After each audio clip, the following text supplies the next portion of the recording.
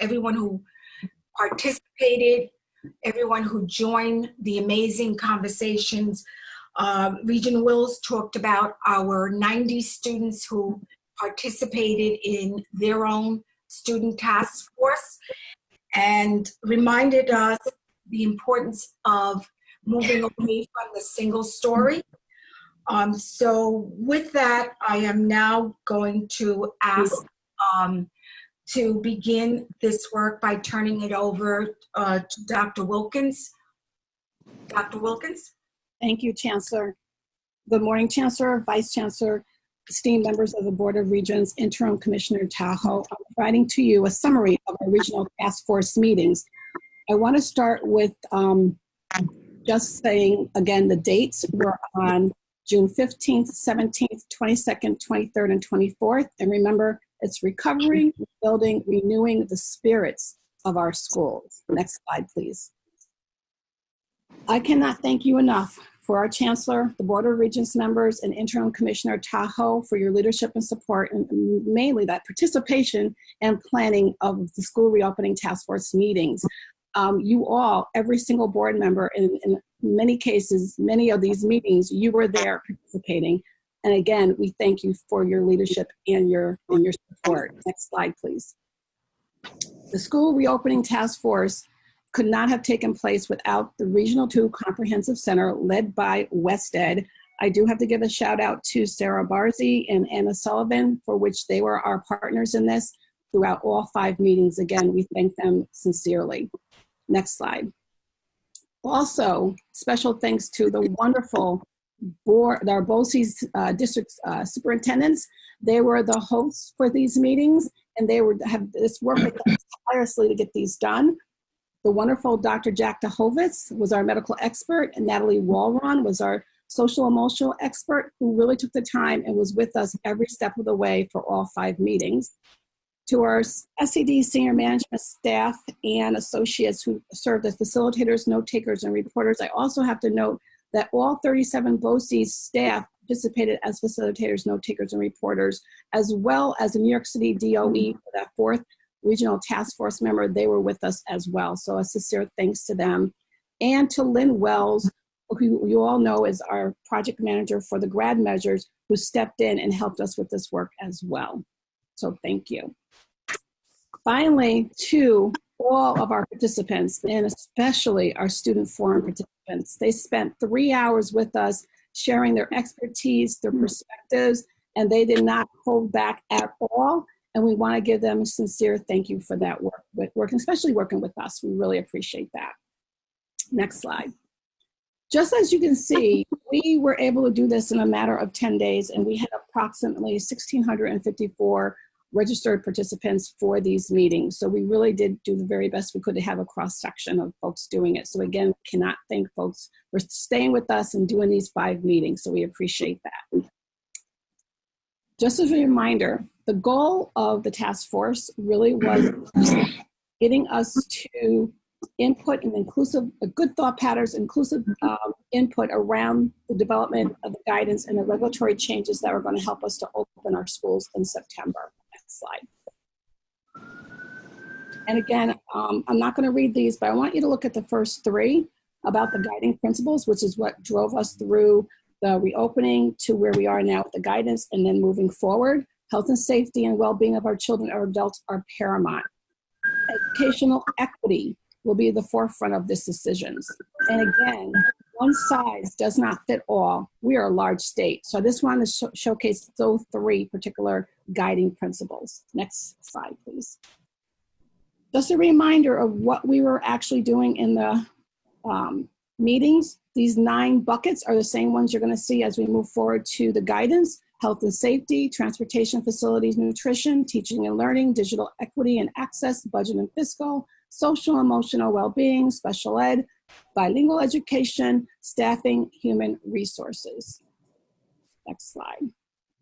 And again, the reminder of the 3 questions we had for the 4 meetings. We have different questions for our students, however, but they're along the same lines. And with that, I say again, a sincere thank you for everyone. This was like putting on what someone told me 4 weddings. So we actually did it. And the information we received back was tremendous. So Chancellor, I turn it over to you.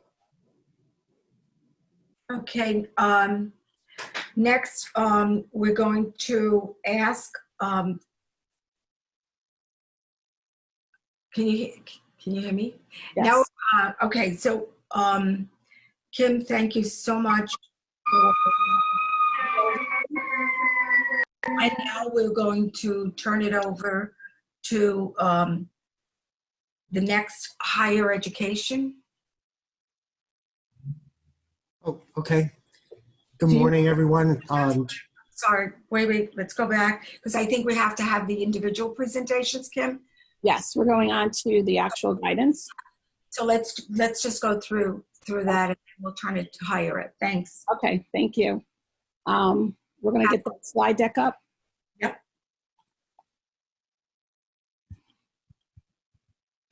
Alrighty, thank you.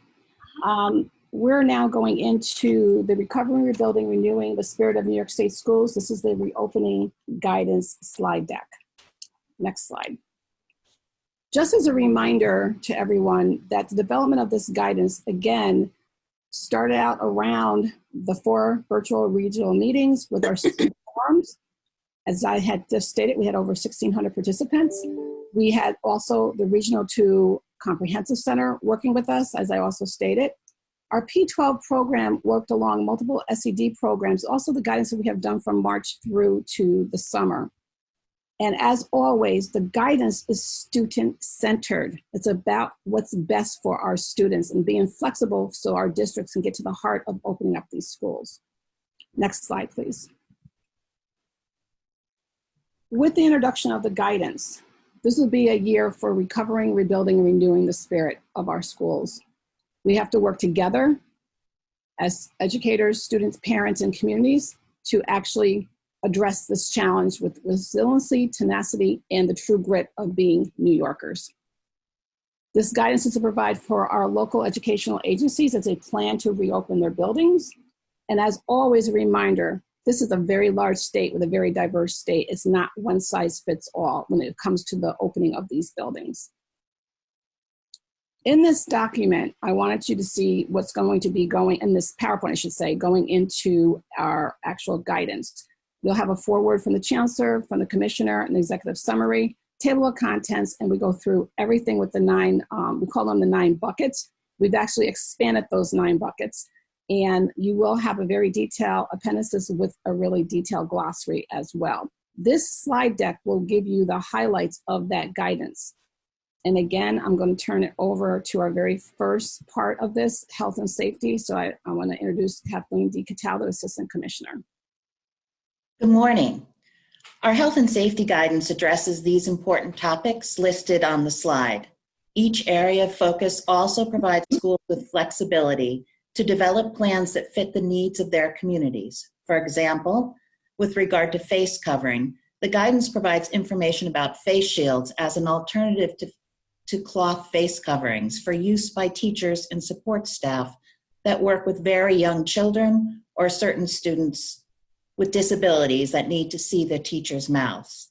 With regard to the management of ill persons, we provide guidance on how schools with and without a school nurse are to handle ill persons.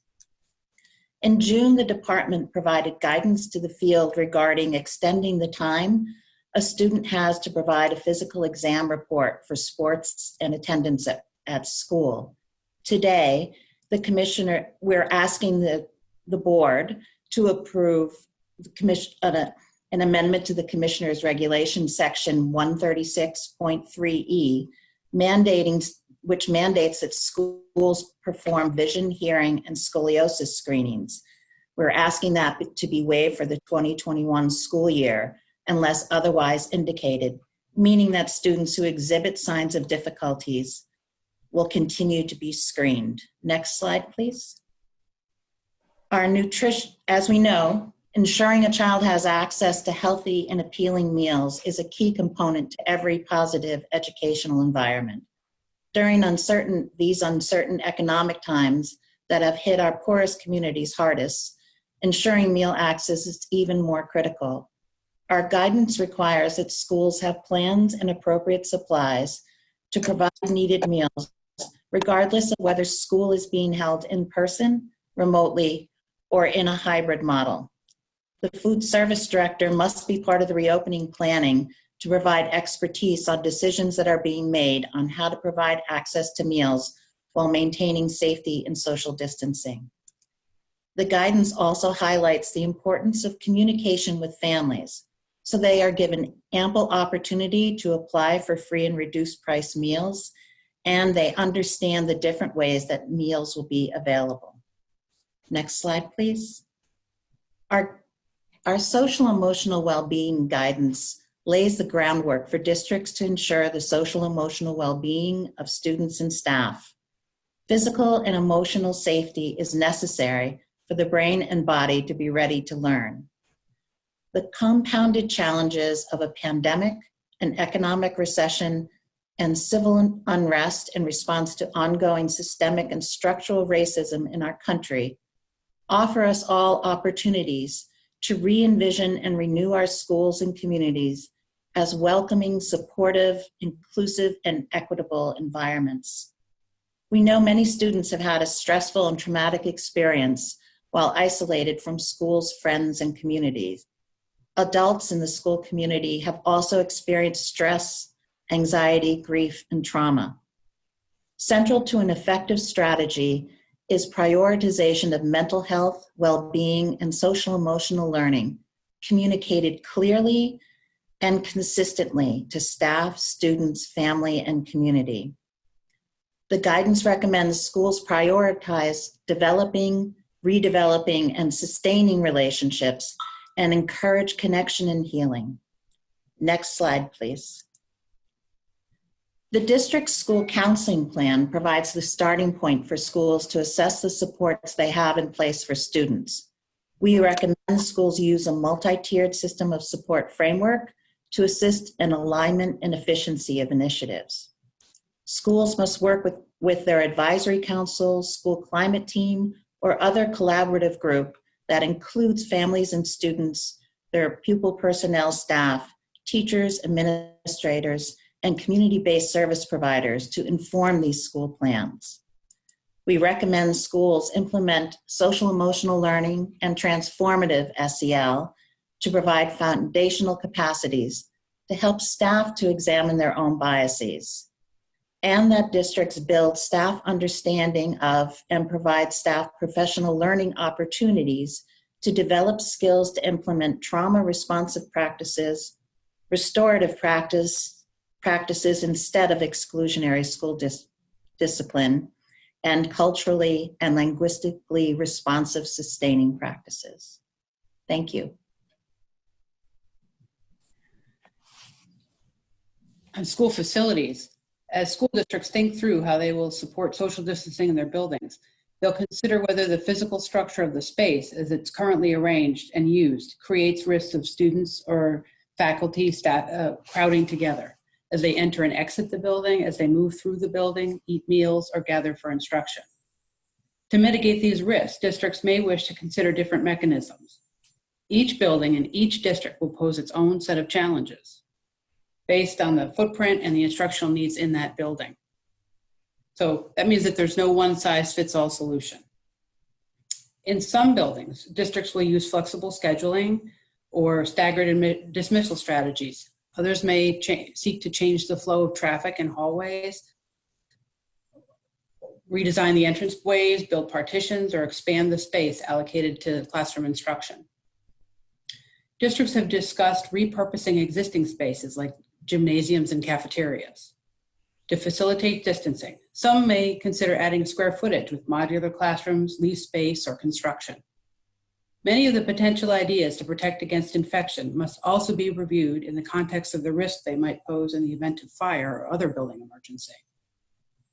We wouldn't want poorly placed partitions to be obstacles in the event of a need to evacuate the building quickly. This need to balance the potential risks and to always be able to review proposed building alterations or potential new space in light of the fire and building code. For districts outside of New York City, NYSED's Office of Facilities Planning is the entity that reviews proposed alterations and expansion plans for compliance with the fire code. The guidance reminds school leaders to remember this step as they formulate their plans. Our staff is ready to provide guidance to districts as they consider options. Since the New York State Department of State is the agency with the statutory authority to interpret the building code that it promulgates, we've begun discussions with state on some of the complex issues that districts have already raised with us as they begin their planning. We've counted on that agency to help us balance the various risks and to make good decisions to protect the safety of our students, staff, and visitors. Speaking of safety, it's important to note that even in this coming year, when we'll face many challenges, we'll also need to prepare for some familiar risks by conducting the mandatory fire and lockdown drills according to the same schedule that's been in law for some time. This year, school leaders will need to plan for the drills to be conducted in a manner that maintains social distancing at exits and gathering points outside the building, while still preparing students to respond in emergencies. Next slide, please.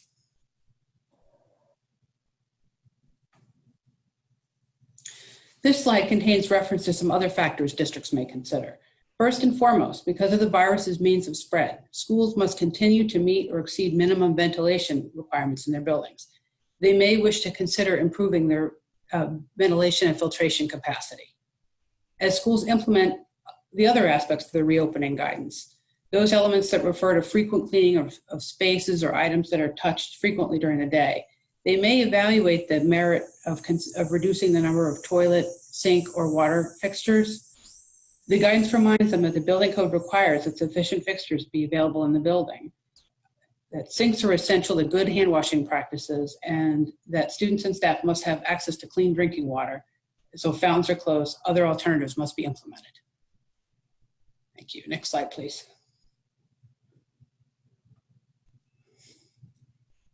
The transportation guidance with a reminder of starts with a reminder of the complexity of even the normal practice of people transportation in our state. In addition to the federal requirements that students who are in foster care, are homeless, or have disabilities be transported, New York State mandates that students who attend religious, independent, or charter schools be transported if their school is within 15 miles of their home. And it requires that those requirements will continue. Sometimes New York educators take these requirements for granted. It's sort of assumed, but they shouldn't. These high levels of transportation for all of our students reflect a commitment to access to education for our incredibly diverse school-age population. Across the state, pupil transportation takes very different forms in different districts. From arrangements for public transportations in our largest cities, the big yellow school bus that we all are familiar with, to specialized buses or medical transports for children with medical needs, to boats and even buggies in some places. Pressing the continued high expectations of safety and access across the various geographic and student situations in our state is a very high demand job, and performing it, we have a dedicated body of pupil transportation professionals. They lead the nation, and we're going to need every bit of their expertise in the coming months as they continue to meet the existing requirements, focusing on equity of access and adding the complexity of new scheduling patterns necessitated by social distancing. Each district will need to figure out how to meet their statutory requirements to transport all the population safely based on their local circumstances. And I said it urges district administrators to consult closely with their pupil transportation directors as they develop their plans. Next slide, please.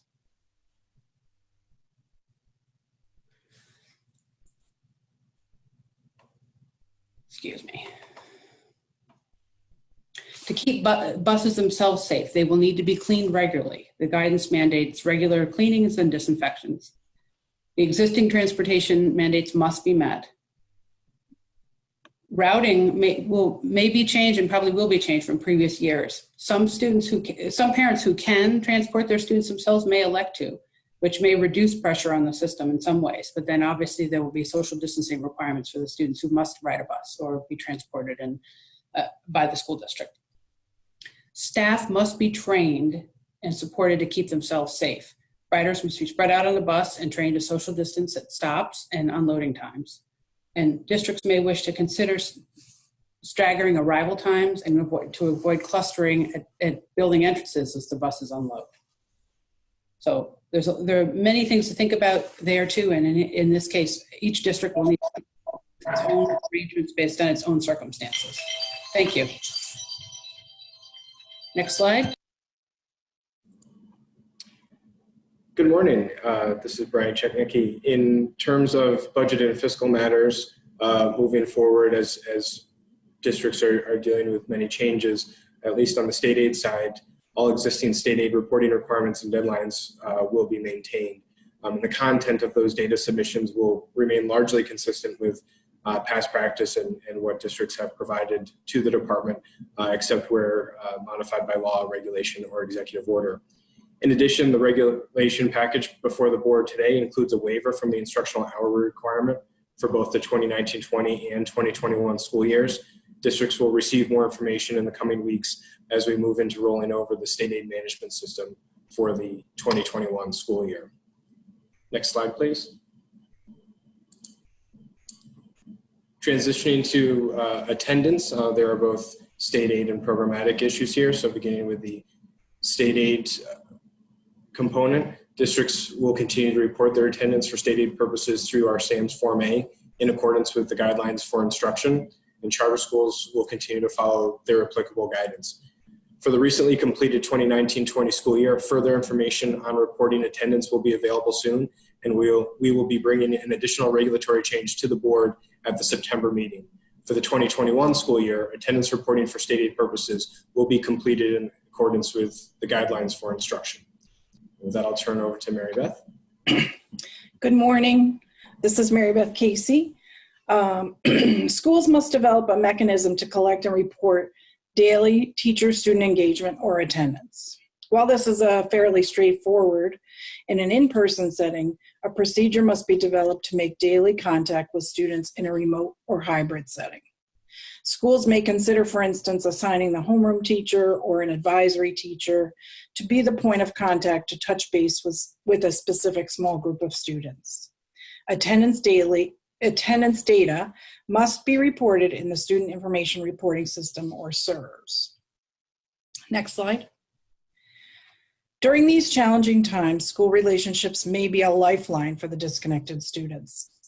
Although flexibility is recommended when monitoring attendance in a remote instructional model where students have not engaged in remote learning and routine outreach to parents and guardians has been unsuccessful, districts should explore a variety of creative methods for reaching out.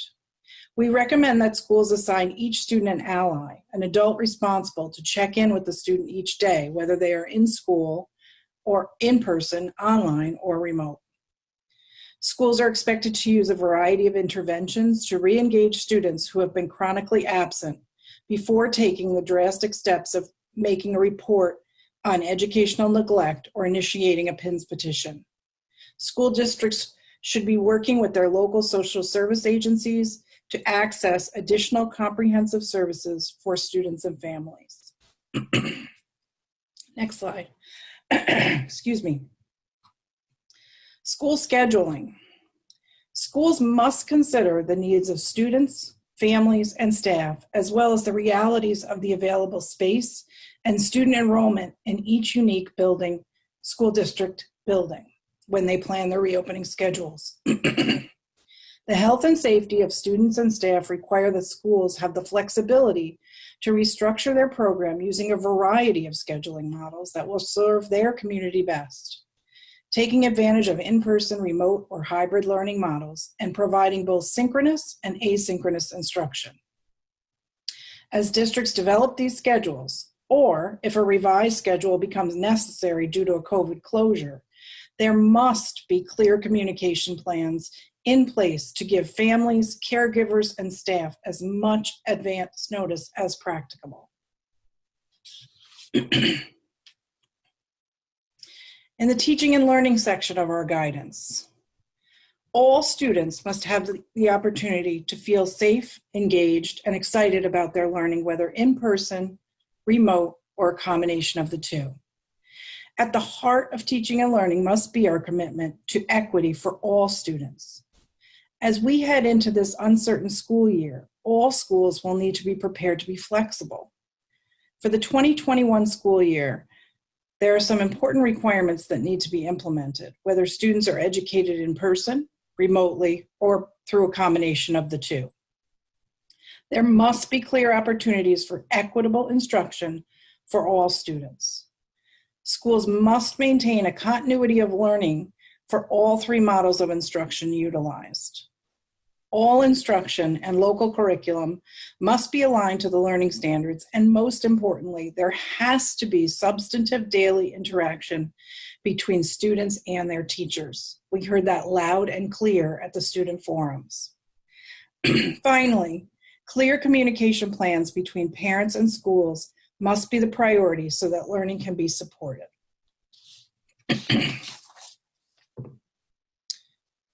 The board will see some flexibilities proposed in the regulatory section of the meeting today. So in the teaching and learning section, to allow school districts flexibility as they need to plan to possibly move between in-person and remote learning, or a combination of the two, the new guidelines have built in several flexible features to ensure our schools have the options they need to best support all students. The department is making available flexible student-staff ratio requirements in pre-kindergarten if class sizes are smaller to comply with the lower ratios of the Office of Children and Family Services and New York City's Department of Health and Mental Hygiene guidelines. The department is allowing extended time for pre-kindergarten and kindergarten screening to be completed for students who come to our schools after the December 1st normal deadline. A waiver is available allowing districts to convert their UPK seats from full day to half day. Districts and schools UPK funding will not be penalized if they convert more than 30% of their seats from full day back to half day. This is not applicable to the statewide universal full day pre-K programs, however. One of the key features of these guidelines focuses on the flexibility for our schools with regard to the 180 minutes per week unit of study requirement. As a result of the COVID-19 pandemic, schools must plan for various contingencies that may make it impossible for a specified amount of face-to-face contact between teachers and students. Hours of instructional time cannot be defined as a student's time spent in front of a teacher or in front of a screen, but rather in time engaged in standards-based learning under the guidance and direction of a teacher. Students are entitled to instruction that will allow them to attain the learning standards in the subject areas they are studying. The key question that schools must consider when developing or adopting new modalities of instruction is, are the instructional experiences, when taken as a whole, comparable in rigor, scope, and magnitude to a traditionally delivered 180-minute per week unit of study? We know that PE activities benefit students' physical health, but research also indicates that regular physical activity improves students' mental health as well as contributes to academic success. School reopening plans should ensure that whether in-person, remote, or hybrid models are utilized, students should be participating in physical activity under the direction of a physical education teacher. Understanding that hybrid and remote schedules may limit face-to-face class time with a certified physical education instructor, such instructors should plan to the best of their ability a menu of learning activities for their students to engage in under the direction of their classroom teachers, other staffs, or even independently. Some additional flexibilities in the teaching and learning section of the guidance allow an allowance for a blend of hands-on or virtual science laboratory experiences that will meet the laboratory requirements for a Regents science course. And when appropriate, districts may also utilize remote or virtual work-based learning experiences to meet the requirements for work-based learning in their CTE and CDOS programs. Good morning. This is Shannon Logan. For technology and connectivity, even before the COVID-19 pandemic, the inequitable access to technology and internet services in students' places of residence was a priority to be addressed. The closure of New York schools and subsequent shift to remote learning only put a brighter spotlight on this urgent need. As we heard from many participants in the Regents Reopening Task Force, sufficient access to a computing device and high-speed broadband is essential for educational equity. It is imperative that districts and schools have an accurate understanding of the state of digital equity for students and teachers. And regardless of whether districts and schools operate in in-person, remote, or blended models, districts and schools should, to the extent practicable, address this need to provide students and teachers for use in their places of residence with a computing device and consistent, reliable access to high-speed internet. It is also important that when developing continuity of learning plans, districts and schools ensure that there are multiple ways for students to participate in learning and demonstrate mastery of learning standards in remote or blended models, especially if all students do not yet have sufficient access to devices and high-speed internet. Next slide. Thank you. In addition, it was made clear during the reopening task force meetings that in addition to ensuring digital equity, more work needs to be done to ensure all students and teachers have the technology knowledge and skills necessary for success in digital learning environments. Districts and schools should consider how they can provide both instruction on technology use and IT support for students, teachers, and families, as well as professional development for teachers and school leaders on designing effective online or remote learning experiences and best practices for instruction in online or remote settings. Good morning, everybody. For special education and for students with disabilities, reopening plans must provide a framework that supports the implementation of individualized education programs, as well as the provision of a free, appropriate public education. To support districts and programs in developing their plans to reopen, the department has identified 5 mandatory special education requirements that must be incorporated into reopening plans. District and program plans will include information that identifies how a free appropriate public education consistent with the applicable health and safety requirements will be provided to students, how meaningful communication and engagement with parents will occur, how coordination will be implemented with all service providers such as districts, BOCES, charter schools, approved private schools serving preschool and school-age students with disabilities, and how that coordination will occur. The 5th mandatory requirement is how instructional and technological supports will be provided to promote student success. Next slide, please. Thank you. Additionally, district and program plans should consider the following for students with disabilities. So in combination with the mandatory requirements, there are some priority considerations. We need to be prioritizing high-need students and preschool students with disabilities to receive in-person services, and there should be the development of contingency plans for special education to be delivered remotely during intermittent or extended school building closures. All of these requirements and considerations will ensure reopening plans include a framework for the delivery of special education and related services that are designed to meet the needs of students with disabilities and provide continuity of their ongoing preparation for further education, employment, and independent living. Thank you.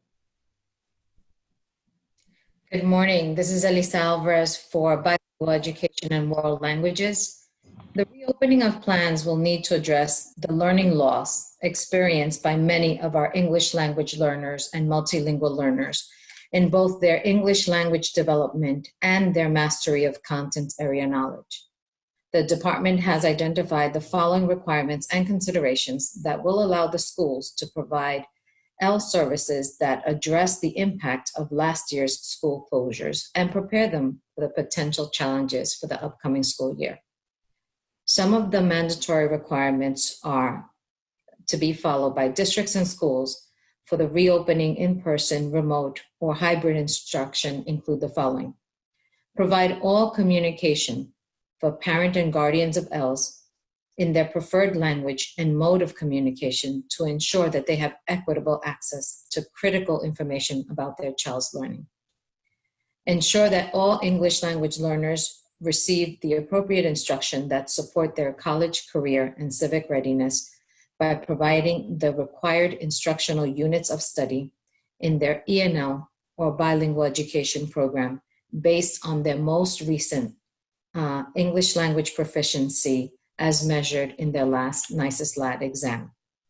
Conduct the L identification for all students who enrolled during COVID-19 school closures and or during this summer, 2020, and during the first 20 days of the school year for 2021. And therefore, within 30 days of the start of the school year, pending regulatory approval. In recognition that all teachers are teachers of L's, it is essential that school districts and schools provide professional learning opportunities related to the instruction and support of our students to all educators throughout New York State as required by Commissioner's Regulations Part 154. Thank you. The consideration and best practices for remote, in-person, or hybrid instruction include the following. Develop policies and procedures that follow the guiding principles of the Blueprint for English Language Learner, Multilingual Learner Success. Promote collaboration in a consistent manner among all content area teachers and specialists in ENL or bilingual education, to including a schedule of regular or consistent meetings to plan instructional lessons and provide modifications that best support the academic and linguistic needs of our students.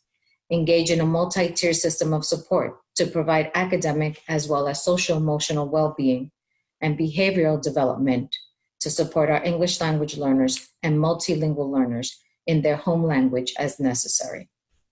Continue the use of technology, including online learning and other digital tools, not only to address the needs of our students, but also to help build on their knowledge, as well as helping them become digital learners.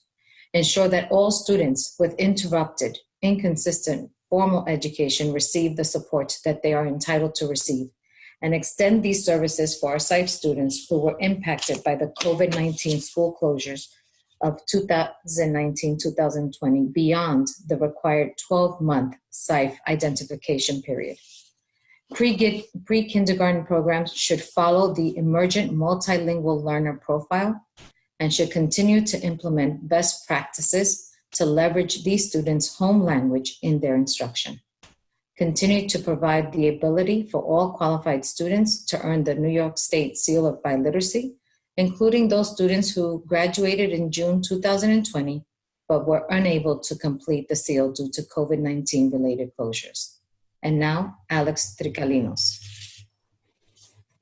Thank you, Elisa. So the work that teachers, school leaders, and other education professionals do is a significant factor in supporting student learning, and it matters now more than ever.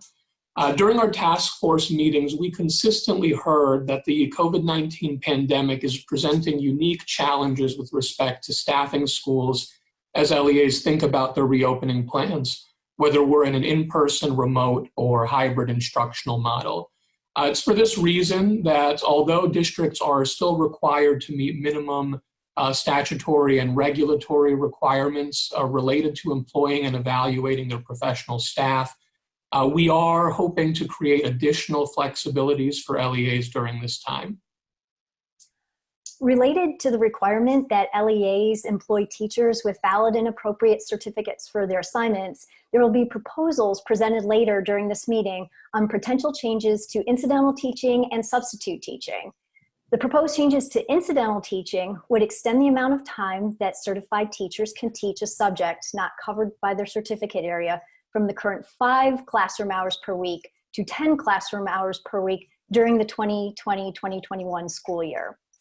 The proposed changes to substitute teaching would allow substitute teachers who are not certified, are not working towards certification, and hold a high school diploma or its equivalent to be employed by a school district or BOCES beyond the 40-day limit during the 2020-2021 school year after a good faith recruitment search. We are also strongly encouraging LEAs to examine their existing protocols for accepting student teachers and to work collaboratively with educator preparation programs to determine the best ways that student teachers can support the success of the district's teachers during this challenging time. So one final topic that's addressed in the reopening guidance and that we discussed during the task force meeting is the need for additional flexibility around teacher and principal evaluation requirements, so APPR. As you all know, although certain parts of the evaluation system in New York State are specifically required by statute, much of the requirement is left to the Board of Regents and the department to establish in regulation. It's for that reason that when the board voted on the permanent regulations for APPR in April, you put in place a process to allow districts to apply for a variance from regulatory requirements if there was an alternative approach to evaluation that the district wanted to take. So during this time, we are strongly encouraging school districts and BOCES to review their current evaluation plans in light of their plans for teaching and learning during the coming school year. And they should work with the department to amend those plans as needed to match their plans for teaching and learning. And if they do need flexibility, additional flexibility, we are going to be working with them to submit those variance proposals that would allow them to take alternative approaches to evaluation. So it's really our hope that all of these flexibilities around staffing will help to ensure that LEAs are successful during the coming school year. Thank you, Alex. Thank you, Laura. Next slide. Just as our guidance and portal timeline, Wednesday, July 15th, we will be getting the guidance out to the field. By Friday, July 17th, the portal will open. And by Friday, July 31st, submission of the opening plans need to be put into the portal. I'm going to turn it over to Jason Harmon, who is Assistant Commissioner for Office of Accountability. Thank you, Kim. So all districts, schools, and BOCES, including charter schools, must create comprehensive reopening plans at the school level. All of those plans must include required elements that are outlined in the guidance document. Districts and schools should post those plans to their public websites so that parents, students, and community stakeholders will have easy access to their local reopening plans. As Kim mentioned, on or before July 31st, the district superintendents or the CEOs will log in to the department's monitoring and vendor performance system, or the portal. As Kim mentioned earlier, this is the same platform that was used previously to collect continuity of learning plans and the plans that districts provided related to child nutrition and to child care. As part of that portal submission, each district, each entity, BOCES district, will provide links to those reopening plans for each of the schools within their organization. Each of those plans will include a series of assurances in the form of a yes/no statement that the district plan adheres to all of the requirements that are established in the reopening guidance. In addition, districts and schools will be asked to identify best practices that the school and/or district is incorporating into those individual plans. For schools or entities that do not have access to the portal, additional methods for submitted plans have been developed. More information on submitting plans will be sent directly to superintendents and school leaders after approval of the guidance document by the Board of Regents. And with that, I say thank you, and I turn it over to Chancellor Rosa. Thank you, Kim. And thank you to all the hard work that has gone into developing this guidance.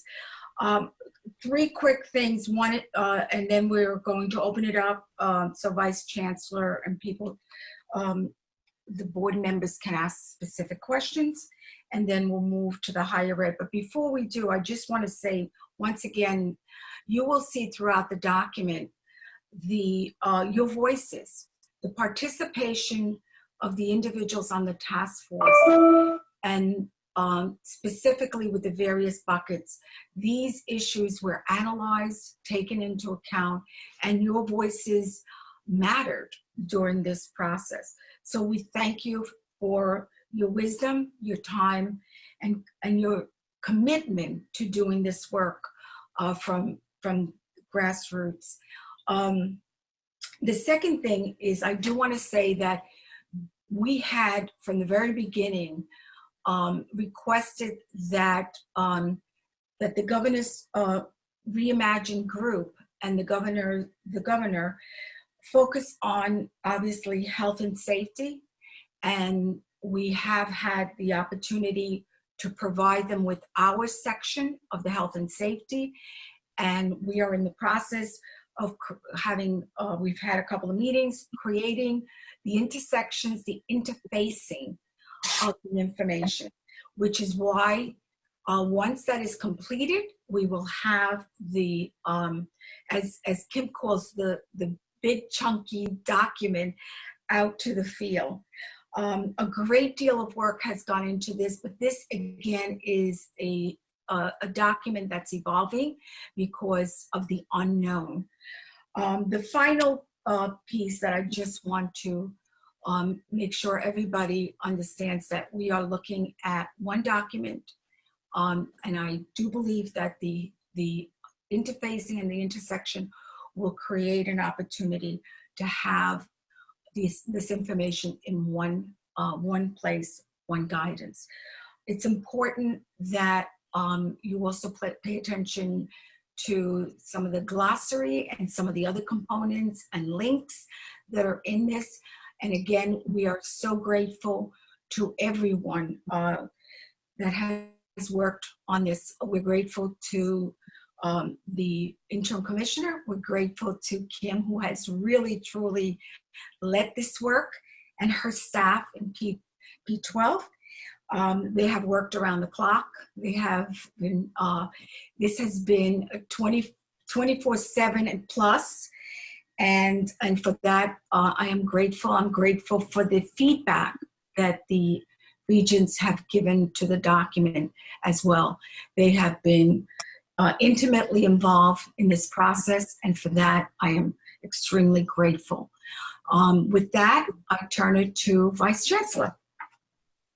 Thank you, Chancellor. And I want to underscore yet again the amount of work that went into this. I want to thank our staff. This is something that will be an extreme help to districts and schools.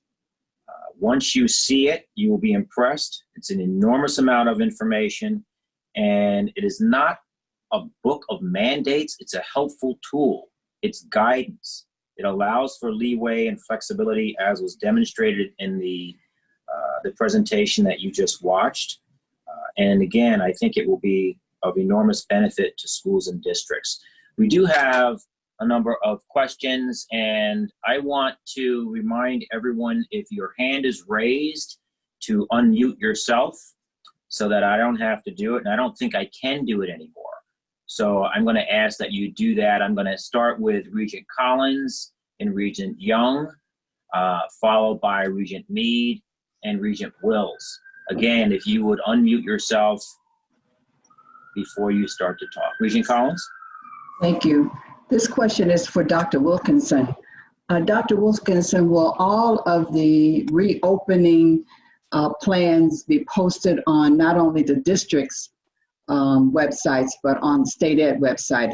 And does this include charter schools as well? Regent Collins, excuse me, no, they will not be posted onto our website. They will be on their own websites, but not to the state ed website, no. Okay, so we would have to go to each one of the districts in order to see what their opening plans are.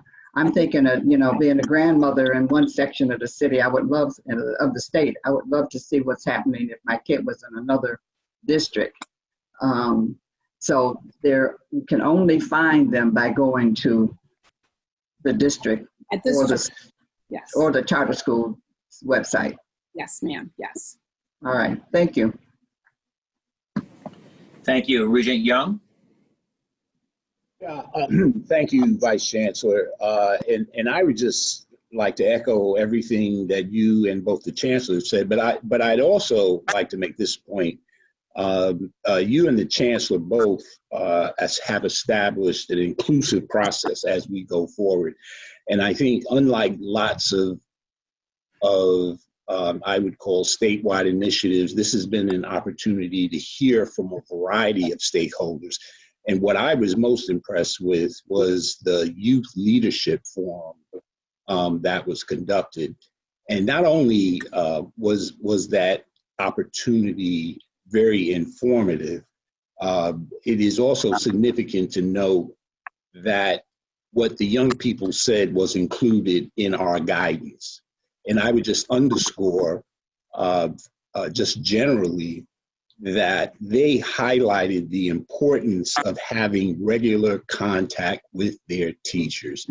And I think that is very significant as we go forward. And we always have to remember that while we're in this remote environment, young people benefit and want an interaction, a regular interaction with some of the most significant adults in their lives, their teachers. So thank you. Thank you, staff, for everything that you do.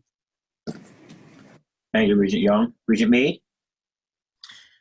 Thank you, Vice Chancellor. So a question about will larger districts have greater flexibility school to school in terms of implementing their plans? I can see how smaller districts are more easily able to achieve some uniformity of their plan within the district itself. But some of the questions I'm getting from New York City are school specific. And so will those final determinations be made at the superintendent level, or will individual school leaders have flexibility within their buildings to make their own plans? They're going to have to work with their school districts and not do individual per se. That's at the local level. I know that sometimes they're looking at elementary in one structure, middle and high school, but that's really at the local level. So that will be at the district working in conjunction with their schools, because in the city it can be a lot different because they share buildings and whatnot. So yes, absolutely. Thank you. Regent Wells? Yes, thank you. First, again, I'm very, very grateful for the work that's been done. I was so impressed reading the comments, the considerations, particularly the list of considerations of which present ideas that can really make transformational changes in schools. And there are a couple of questions I have. One of them, and it goes back to something that Dr. Young mentioned, and that is regular contact with students. Is there a way for us to require that the continuing discussion of how instruction will be delivered include that regular, not just as a consideration, but demonstration that there will be regular contact, whether on a daily basis, if at all possible, to the greatest extent possible on a daily basis with students? Because I think when we talk about social emotional health, when we talk about the real meaning of learning, there has to be that connection. And the other thing I wanted to ask was, is there a possibility of looking at the 180 days and saying, well, right now we have 4 days for professional development built in. Could we have 6 days, because there's so much need for training teachers, giving teachers an opportunity to adjust themselves to these new environments, to adjust to the new remote learning possibilities, to expand those possibilities throughout the year, that there be times to take a pause so that we are ensuring that we're really connecting with parents in this and we're adjusting to parent needs. In other words, is there a way to have flexibility from 4 days to 6 days in counting the 180 days for professional development purposes? Going back to the regular contact, I want to look at Commissioner Tahoe, because that was what we had actually inside the regulatory, correct? That's correct. And daily interaction and daily contact or daily with students is going to be something that's both in our guidance And student engagement is also addressed in our definition of unit of study for the 180 minutes. So what we're saying in our guidance is that there really needs to be a daily attendance taking with the teacher, if in the elementary grades of the actual teacher of the student, or in the high school grades of a homeroom teacher or someone else that will be an advisory teacher that will contact the student to make sure they're connecting. So that's a great point, Regent Wills. And on your issue of the 4 professional development days, and increasing those to 6, because I do agree that more professional development is going to be needed in light of the emerging issues with trying to learn digital technology and how to engage in a new model. This is something that would require a legislative change for the 180 days. So that's something that we will be looking at as we move forward. So thank you. Thank you very much. Regent Reyes? Regent Reyes, you have to unmute, please. Thank you.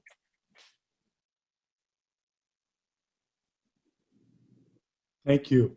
I wanted to also mention, as did Regent Young, the youth participation, but also parent, community-based organizations, and many advocates and providers from early childhood, bilingual, across the gamut.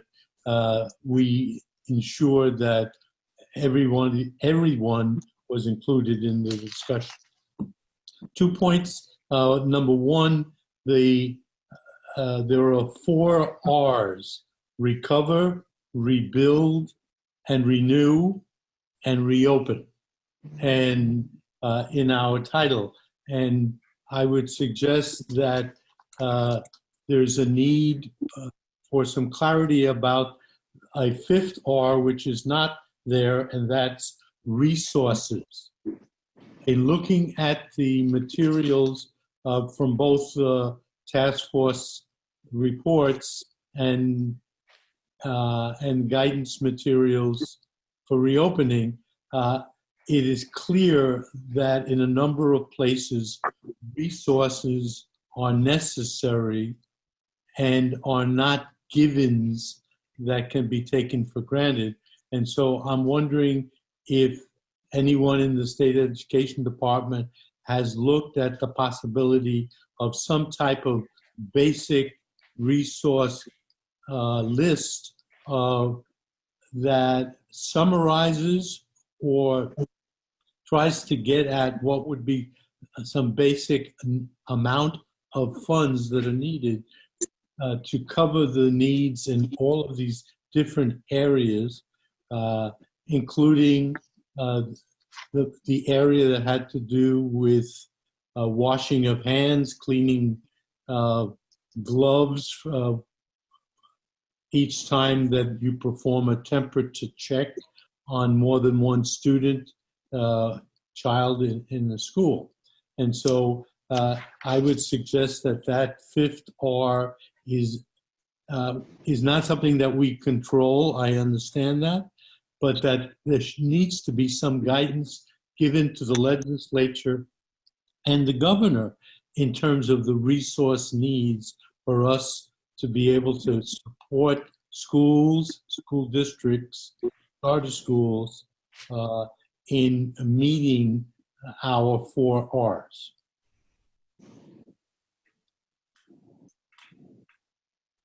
And my second point, a brief, had to do with language. It is stated that the language at the home, that material should be translated.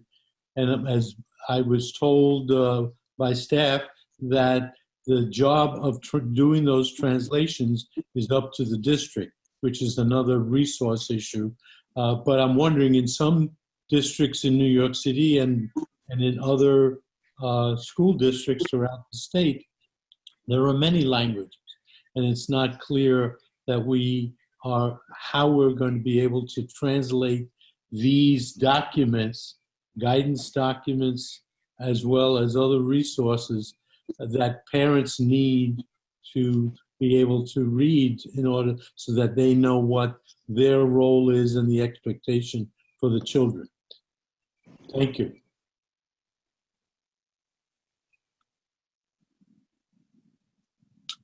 Thank you. Regent Tillis? Regent Tillis, you have to unmute, please. I just want to note that I am looking for some response. Oh, I'm sorry. I'll wait. Is there a staff member that wants to speak to that before Regent Tillis? Regent Reyes, this is Phyllis Morris. Hi, I can respond. We certainly are going to be advocating for the resources that the districts need. You're absolutely right. There are costs associated with all of these expectations. And I mean, it's a difficult fiscal environment right now, so I can envision this is going to be a challenge. But we certainly, it's not going to stop us from advocating for the needs that the school districts will have in meeting these expectations. On the translation topic, we would need additional funding. We did have a request in our Regents package last year for additional funds for translations at the state level so that we can better support the needs of multilingual families. And that will be something we can reconsider again as we're putting together the Regents' budget and legislative priorities for the upcoming year. So thank you very much for your input. And Regent Reyes, if I can just add something as well, I just wanted to also add that you're right, and the PPE is something it's very important that we have enough masks to, for all of our school districts in the state, and thermometers and things like that if screening's required.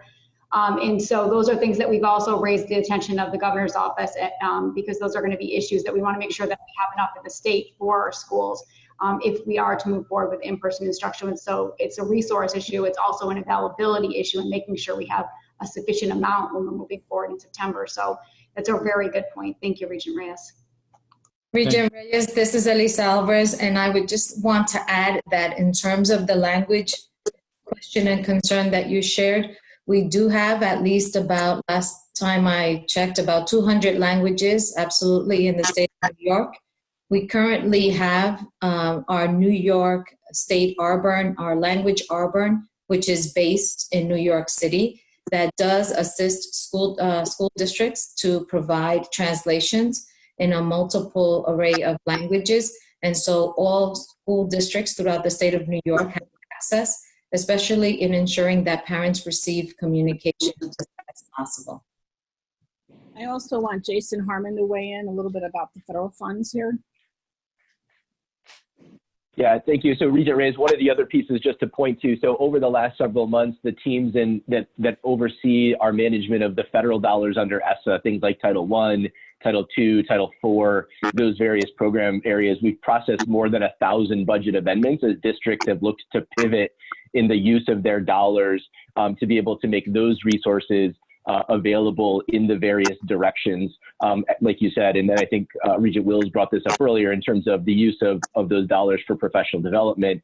But in addition, using those dollars for the purchase of devices, the use of those dollars for the purchase of PPE, it's again based on local needs, and that we will continue to work with districts to make sure that they are aware of the flexibilities within the uses of those federal dollars to accomplish some of those same ends, the social emotional pieces that Kathleen spoke about earlier, to make sure that districts are aware of the flexibilities that they have in terms of aligning those particular resources to the needs of their students, their teachers, and their families.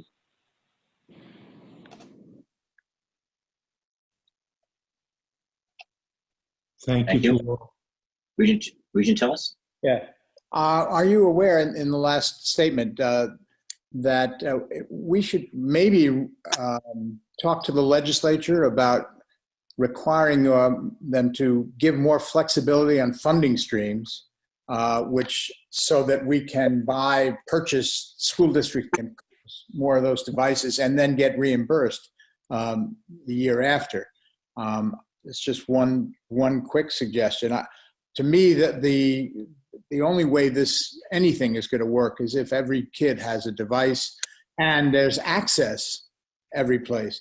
I think this state should be the leader in calling for something like a moonshot. Access to the Wi-Fi should be the same as electric or water or any other basic for any household. And I think it's going to require a national effort, not a local level. And I think we should be recommending that. And I don't know how we can do it otherwise, because it adds everything else into equity.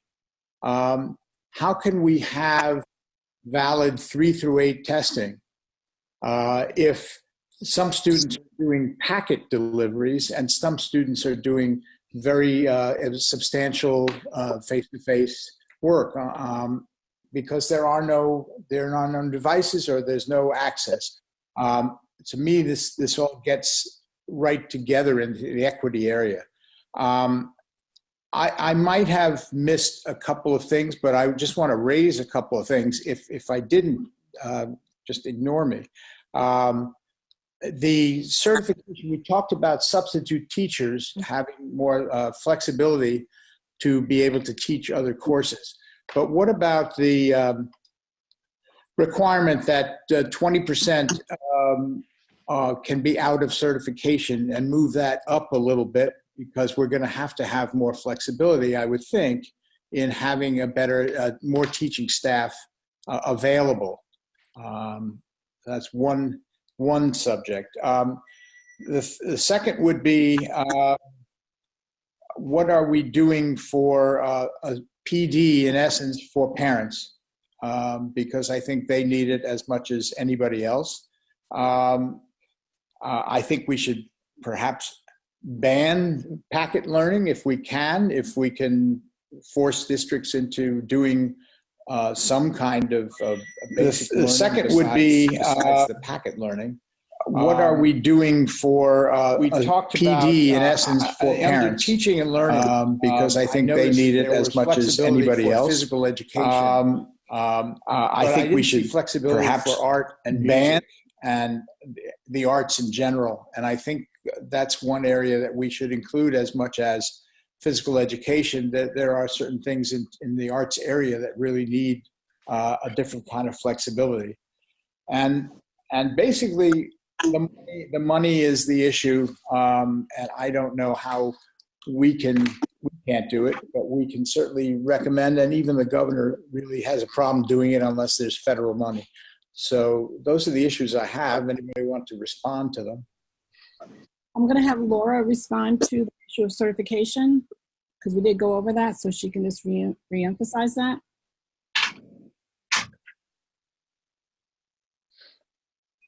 Kim, I can do it. The certification issues. Yes. Oh, sorry. Oh, you got it, Laura? Go ahead, Shannon. Yeah, sorry, I was on mute. I was going to say, so Regent Tillis, you had mentioned that there was a 20%, you thought that there was a 20% rule for substitute teaching? No, not for substitute, for out of certification teaching in general. Yes, so for out of certification, an individual teacher can teach up to 5 classroom hours a week out of their certificate title. So that is something that is a proposal later this afternoon in terms of bumping that from 5 classroom hours a week to 10 classroom hours a week, which would be 1 to 2 periods. Thank you. So the incidental teaching, yes. Yeah, Regent Tillis, you raised a lot of important issues.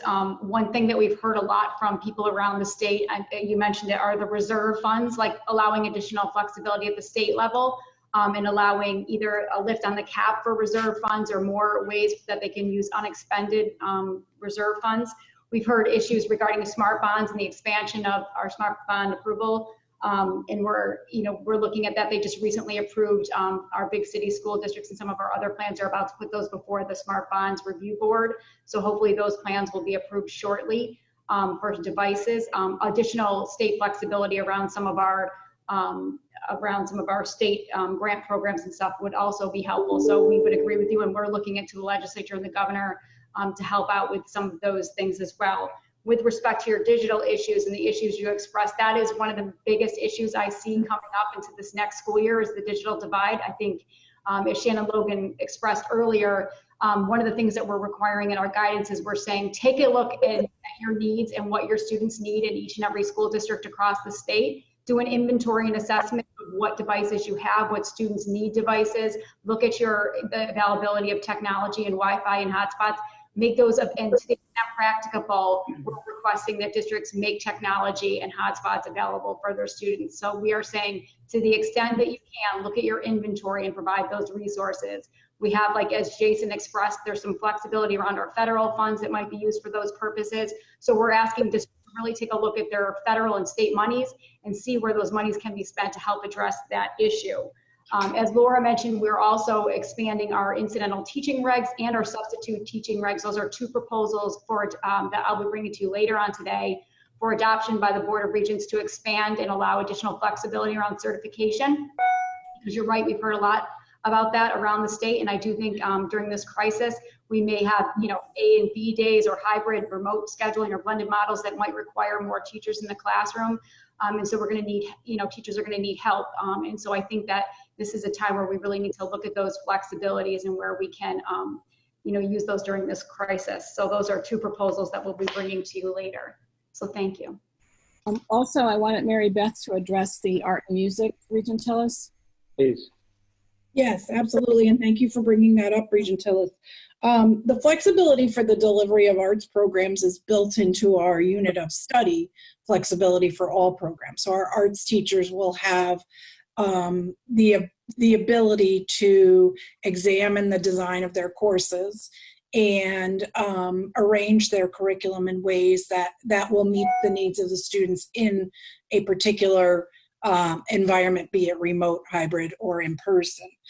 We also have a really well done set of considerations in the guidance around the arts, around the delivery of different arts, and what teachers should be thinking about in order to keep their children healthy and safe. So I think that we have addressed it, but we are certainly, this is, as Kim had said before, the first iteration of our guidance. And if we find that arts teachers need other special provisions, we will certainly be listening for that. I was also suggesting that the arts can be a very important part of social emotional learning when kids come back to school, because I know we're going to be having an emphasis on that as at the beginning of the school year, as kids come back, no matter what kind of program it is, hybrid or at home or in school. The arts really offer that opportunity to not only get content, but to also deal with social emotional needs. 100% agree. Thank you. Thank you, Regent Tillis. Regent Norwood? And Regent Norwood, if you would unmute, please. Thank you. Thank you very much, Vice Chancellor. And I will try and be brief and just simply outline areas of concern or question, not looking for a response. Hopefully they will be engaged later in the course of the day. And in the spirit of transparency, if they are not, then I would forward them over via the board secretary. But for the record, very much concerned about the capacity of our facilities planning office to really be able to manage fire building code reviews without backlog or the office crashing. Secondly, just trying to figure out in my head how lockdown drills can occur with social distancing and still be meaningful for a very, very unforeseeable and hopefully non-occurring tragedy. I'd really like to know more about support for districts to engage with and coordinate with their local departments of social services. Would really like to know how we as a department are going to review district plans with a focus on instruction to and for families on using technology.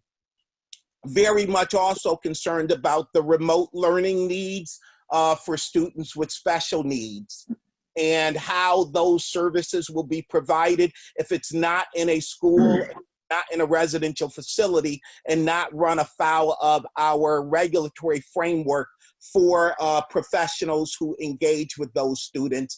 And as Regent Tillis just shared, very much aware of the past conversations that we have had about the substitute teacher shortage, the certified teacher shortage, how that is not borne equally across districts in the state. and how in an even tighter labor market, we're going to try and meet that challenge.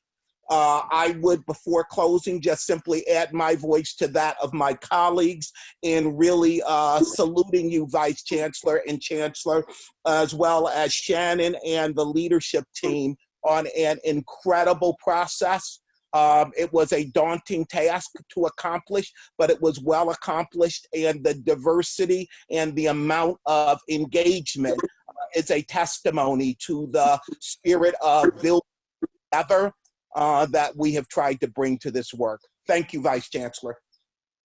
Thank you, Regent Norwood. Regent Norwood, you raised a number of important points, and I know that staff will continue to work on those.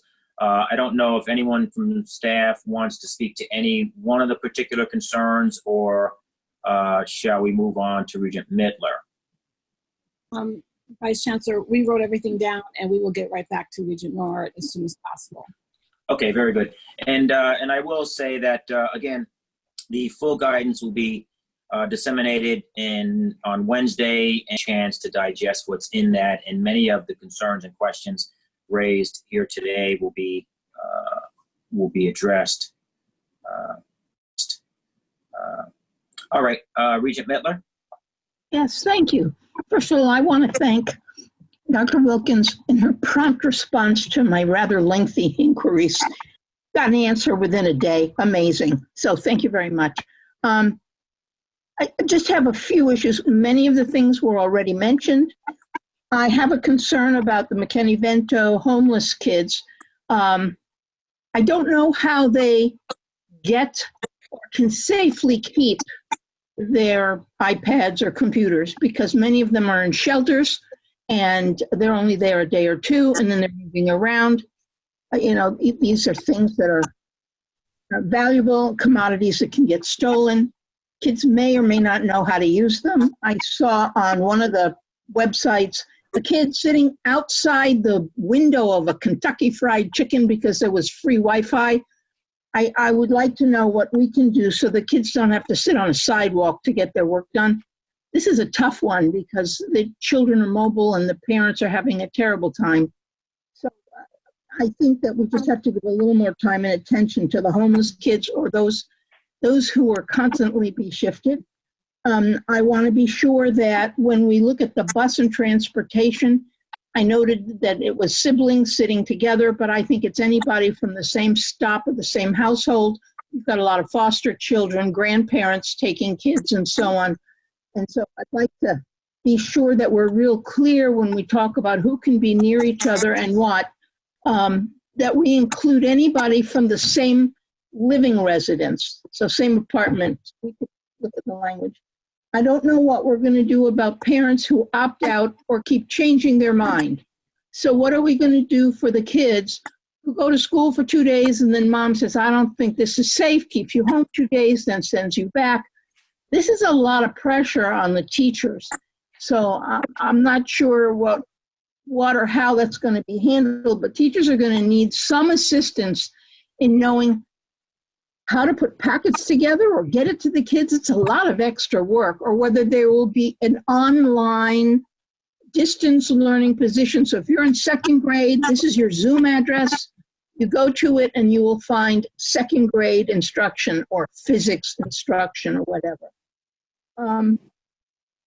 We're making an assumption for ELL that the parents are literate, so you can put all this in writing, but some of them really don't read and write. So some kind of verbal capacity to me would be good. And I'm concerned about home supplies. We assume that all kids have paper and pencil, but that's not true. So are we going to provide all the kids with a box of crayons and a wad of paper or something so that they have what they need in order to perform their skills? And this is a biggie, because if we're going to do some remote learning or engagement where kids have to work on their own, because we're not going to have the capacity for all kids to be in school, how do we make sure there's an easy place for them to access the necessary materials they need? And last but not least, for those of us who are not really technologically savvy, we keep saying access to a portal, but we have not said where the portal is. How do you get there? And if you're a parent or somebody who doesn't know about NICED website or how to get to a school website, those instructions need to be done. And I can't tell you to go online and look at it if you don't know where to go. So I don't know whether we pre-print a URL address or whether we have an access place for people or some kind of IT, so that those who really are technologically ignorant will have an opportunity. Most kids have gotten this in school, but we have a lot of changeover. So it's just something that we could give them a reference point. And thanks for all the hard work and all the changes. I think this is an extraordinary document. Thank you, Regent Mittler. You raised a number of good points. I don't know that there was any particular question that you were looking to have it having answered now. So I'm sure that staff noted your concerns and your points that were made. Thank you. Regent Cottrell. Yes, thank you, Vice Chancellor. I wanted to say this is an incredible effort and report, and to thank Dr. Wilkins and the SED staff for spearheading this, and especially our Chancellor, who personally was involved in coordinating all these efforts. The health and safety aspects of the plan are excellent, and there are alternatives in different recommendations, like temperature taking and things like that, that allow us not to have to use a separate thermometer for each student. So there are all kinds of alternatives involved. The references to the CDC and other sources are complete, and I think something we should all try to look at and learn so that we can give advice to the field. So thank you very much for this effort. Thank you, Doctor. Regent Young. Thank you. Just a couple of points, and these don't require answers, but this is the last meeting of this school year. And it just occurred to me that as we're talking about these things, several of my colleagues brought up the issue of funding and investments. And it just seems to me that going forward, we should be, perhaps, as we think about 21, 22, when we return, we should be thinking about different types of funding formula strategies to support young people more comprehensively. And the reason why I raised this, we're in an unprecedented time. What has occurred since March 15th has changed lives all across the state. And I can only recall the only other time that something like that happened was in New York City right after 9/11. And the only way to address what occurred, there were new funding formula strategies established that were temporary, but they address very unique needs that came up. And it just seems to me that we have a number of budget committees that we ought to be thinking about what are some new and different funding formulas that would address some of the things that we're talking about. The other point that I would make is that we use the word equity throughout, and one of the things that we know is that the pandemic has impacted different demographics in different communities very differently. And so again, when we think about these funding formulas, that should be included. The other that has come up, and I know Regent Tiller spoke to it, and someone else mentioned it, is the whole issue of parents. It seems to me that what's needed now is more than just guidance for parents. We need to have, I think we have a family and community engagement office. So it seems to me we ought to have a family plan or a parent plan that is very specific about, number one, what do we actually expect parents to do in this moment? And what kind of guidance do we offer parents that have limited resources? So I would just think that as we go forward, we ought to be thinking about a parent plan. The final point that I would make is this, and Commissioner, you may have already addressed this in the regulation, but there is a difference between teachers taking attendance and instructional contact. And so I would just underscore that when Regent Wills talked about student contact, and when I mentioned student contact, I was really talking about instructional contact with teachers on a daily basis. And I think that's what the youth were talking about as well. So that may be included in the regulation, but if it isn't included, I think we need to make sure that what young people are saying is that they need more than just someone taking their attendance and calling them up saying, how are you doing? They actually need instruction, right? There's no substitute for that contact with the teacher. And so somehow we need to make sure that that's included in our recommendations. Thank you. I just Thank you, wanted Regent to Young. address Regent Young's last point. We did, actually, you're so right, Regent Young, and this is something that we thought about very carefully. Actually, Kim and Mary Beth and I, and those were the amendments that were actually revised last night for the board, is because we thought through the definition of unit of study and what those 180 minutes of instructional time should look like. And we actually have amended the reg, and revised the item, as you saw this morning, to really focus in on it, making sure it includes meaningful and frequent interaction with an appropriately certified teacher, academic and other supports designed to meet the needs of the individual student, and instructional content that reflects consistent academic expectations as in-person instruction.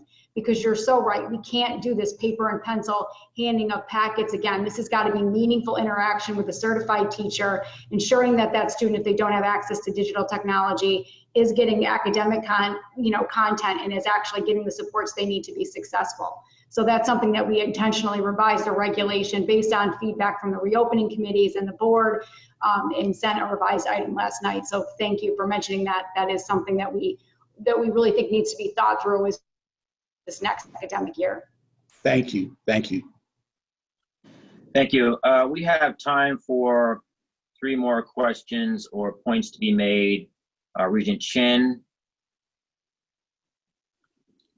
Thank you, Vice Chancellor. Just to piggyback on what Regent Young spoke about was the daily attendance. And I do know that schools are responsible for collecting and reporting daily attendance. I'm wondering if the state has a handle on the daily attendance. What was the average for school districts across the state? Just kind of in some way surface where there may be greater needs. The other one is also about chronic absenteeism. I know that schools are being asked to address that issue, but what I'm concerned about is that there are these kids that are not attending classes at all, either, well, it's definitely not in person, but online. And so my concern really is about how we are able to address that issue and what support we can give to the schools and districts to identify who these kids are. These are the ones that I'm most concerned about because they're lost in the system. And the repercussions, the implications are tremendous for these students. So I don't need an answer right now, but it's something that I think we need to address, and that schools and districts need to identify who these kids are. Because I understand that even in summer attendance, it's quite low, and these are the same students that did not attend during the regular school year and are not attending during summer school as well. The other issue that I wanted to bring up was Regent Tillis had mentioned earlier. I'm hearing from the field that schools are losing thousands and thousands of dollars in their budget compared to last year. And in some cases, it's more than even $500,000. I know that we can't all of a sudden create monies for these schools, but I think that moving forward that we need to keep an open mind about being more flexible and allowing schools and districts to do whatever they need to address the shortage of funds moving forward into the next school year. Thank you. Thank you, Regent Chin. Regent Collins, please unmute.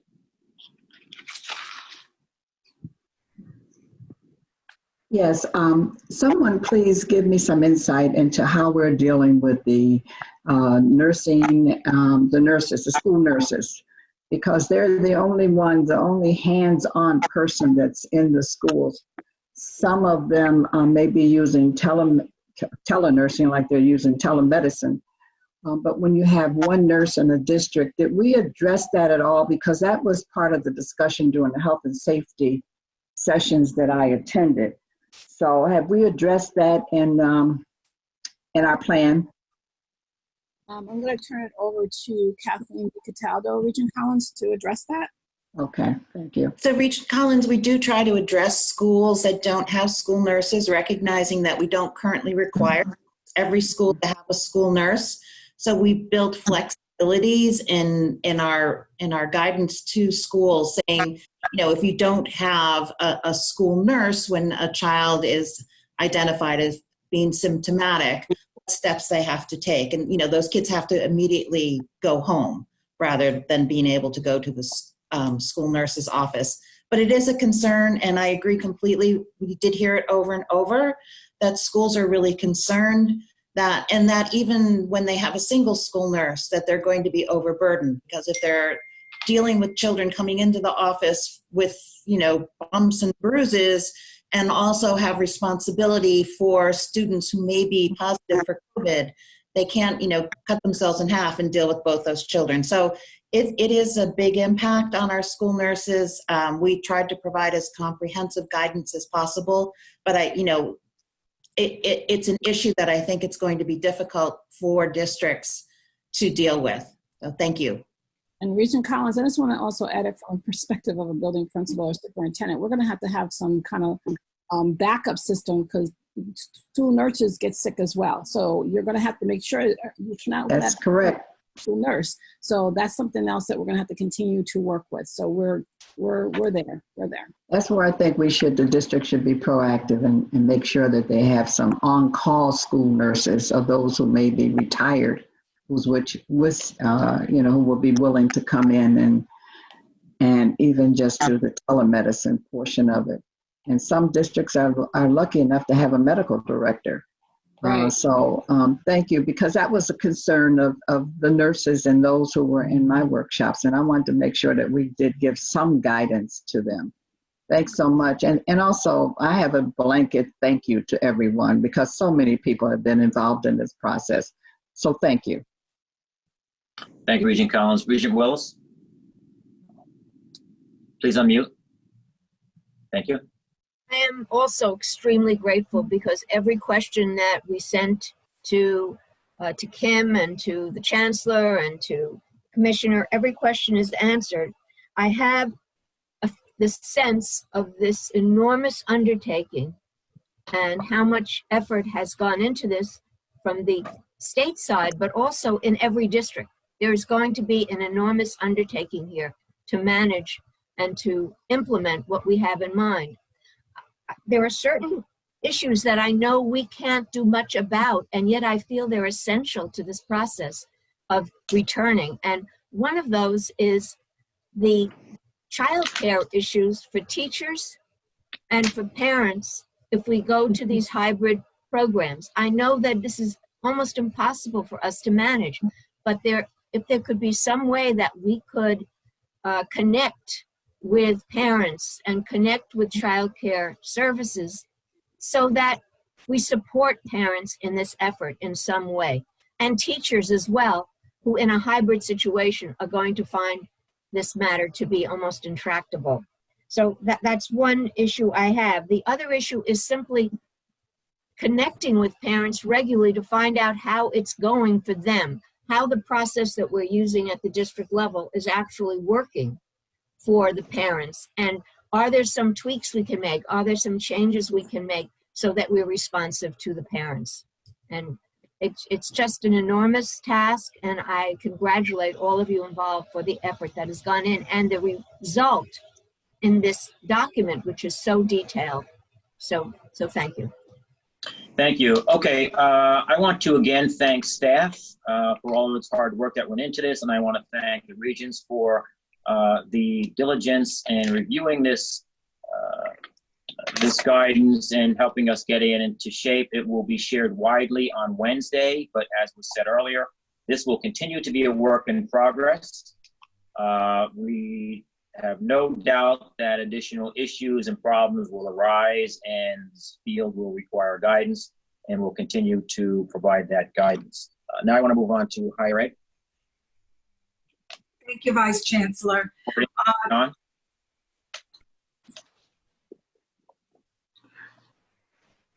Yes, hi, good morning. Thank you, Chancellor and Vice Chancellor, Board.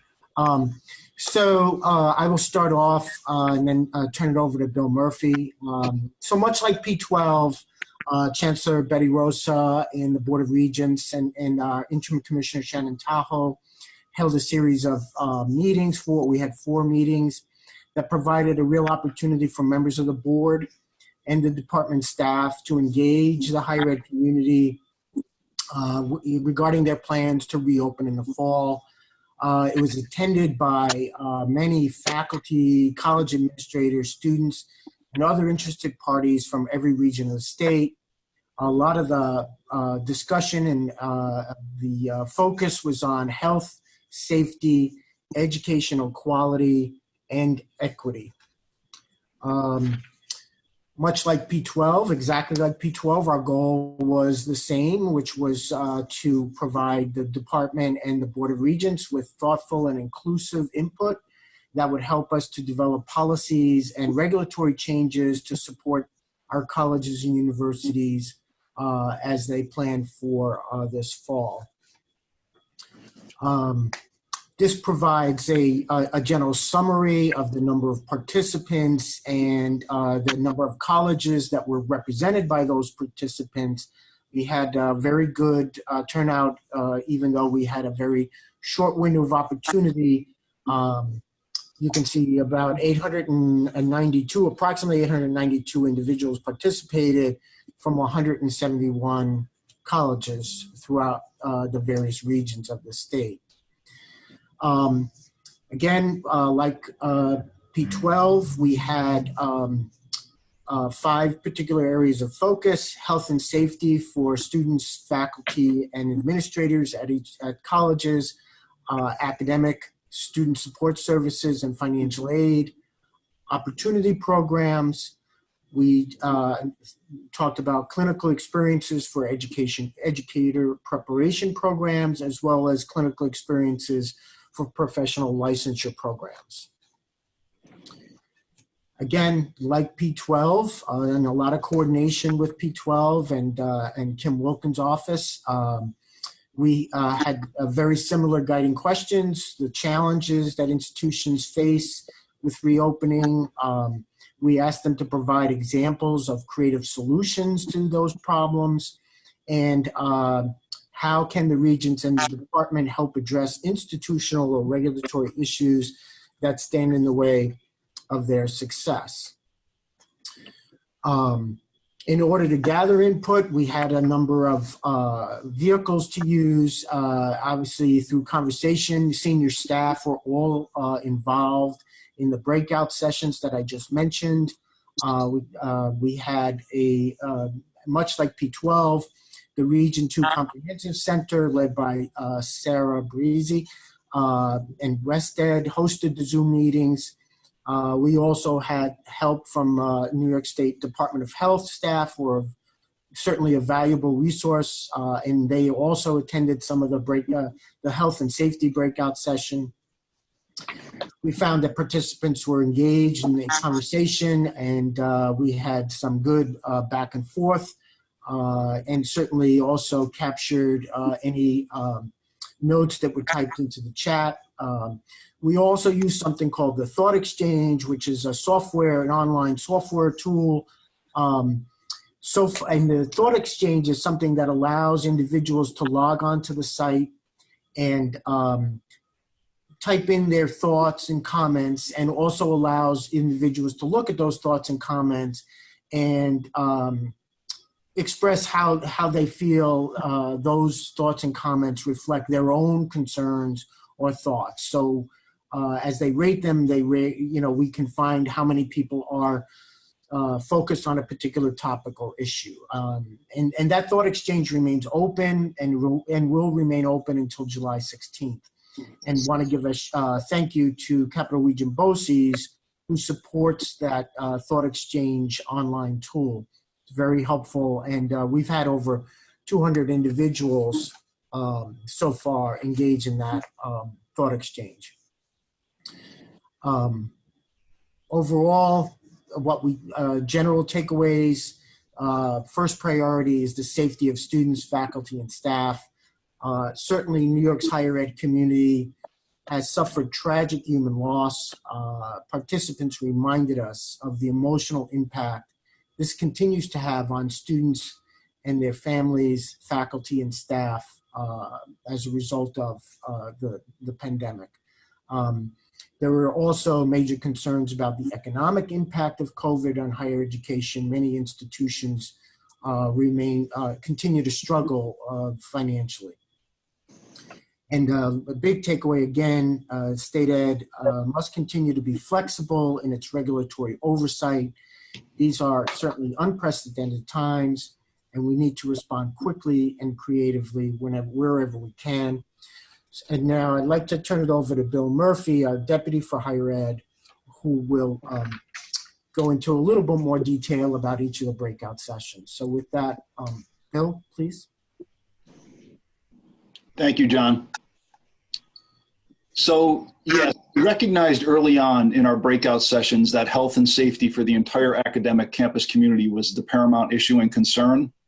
New York college community has suffered tragic human loss in this pandemic, and participants right away wanted to remind us of the emotional and social impact that this has had and continues to have on the students, faculty, and staff.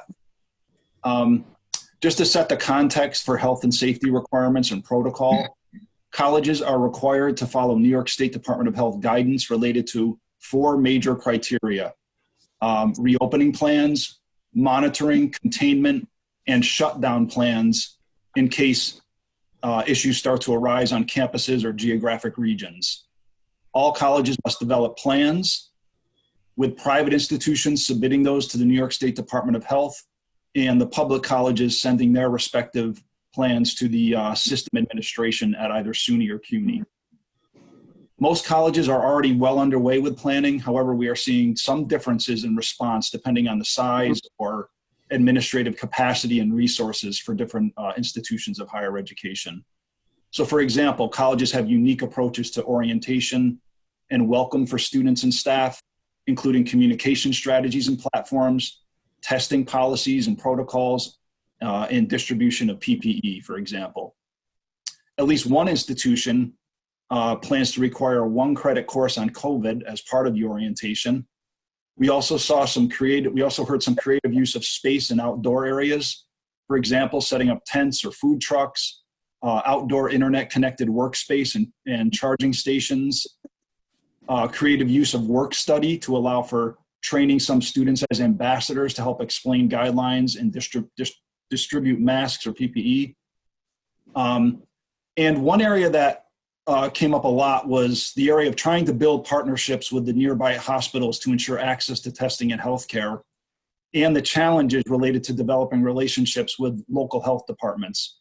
So for example, some areas have access to a very extensive network of healthcare and ambulatory places for testing, and others, say in more rural areas, mentioned that they have challenges just getting to a certain testing site that could be miles and miles away. And last, what came up in many different breakout sessions was they were asking for metrics to know when a college should shut down. For example, after a certain number of cases on campus.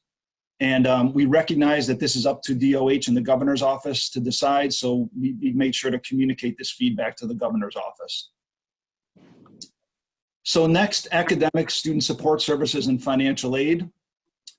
Right away, we noticed that one of the most important flexibilities that colleges were seeking when this first started back in March was the flexibility to offer online or hybrid courses.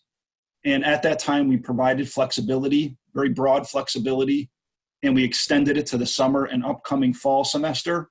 So colleges are now asking us to consider extending this for the entire academic year. And this ties back to the planning and being able to get ahead of a lot of the issues related to making sure that they have options. And it's not just, they wanted to stress, and I also wanted to stress what we've been seeing. This is not just to make sure that you can entirely roll out your whole academic portfolio as online. It is meant to allow them to have different options for hybrid, for on-campus. You could even have students on campus that are going back and forth between online courses, hybrid, and going to courses in classrooms that have certain distance regulations. So it's an area that we've got to consider and offer guidance on whether it's going to be extended beyond the fall. To date, we've tried to stay a bit in lockstep with this issue with the federal government's policy, because it does tie. It also relates to Title IV financial aid federally, so we're keeping an eye on that as well. Also, a major issue, and you probably have heard this, colleges are now trying to figure out alternative semester formats. One of the most popular that we've been seeing is they're going to bring students onto campus. Many of the colleges are going to bring students onto campus, maybe sometimes even a little earlier than expected. And then by the Thanksgiving break, they're going to tell the students to not report back to campus, and they'll, in many cases, be doing doing online learning in those scenarios. So we've had to basically say to ourselves, what is it that we can provide them for flexibility? And you'll notice one of the items on the regulatory flexibilities for this month is to allow for a semester that may be a little bit shorter in weeks for the entire academic year coming up. It's still going to require them to, follow the credit hour requirements and semester hour definitions, but it does provide them some flexibility for weeks. And also, while colleges have implemented various combinations of online, hybrid, and on-campus learning formats, as we talked about in the P12 discussion, there's still digital divide issues. For example, cost of internet access and technology can be prohibitive. Students may have to share bandwidth and devices with others in the household. Students may only have a tablet or even a smartphone, which is much more difficult in many cases when you're trying to do research and do courses online with, when you need a PC or laptop. We also heard about the unique challenges for students with disabilities. This is an issue that it was already a challenge to ensure that students with disabilities had the resources and supports on campus. And you can imagine in remote learning environments, it's become even more difficult. Our opportunity programs. We had outstanding participation from our opportunity program students in a range of programs, notably in our HEOP and our EOP programs, and our My Brother's Keeper Teacher Opportunity Corps. Great discussions. Foremost, also with our participants, was the concern that financial support for these programs may be threatened in current and future budgets. And programs are expressing serious concerns related to the delays in current contracts and funding. Many of our opportunity and early college high school programs have already had to shift planning and recruitment calendars and strategies, and this is putting a strain on many of their resources. We also had a very interesting discussion about how to create supportive connections with and among students in remote space to build a community that moves towards success. In recent months, our Office of Access, Equity, and Community Engagement Services has held a number of virtual summits and community forums that many regions have participated in. And a lot of this was to make sure that we keep engaged and we celebrate our MBK and our opportunity scholars.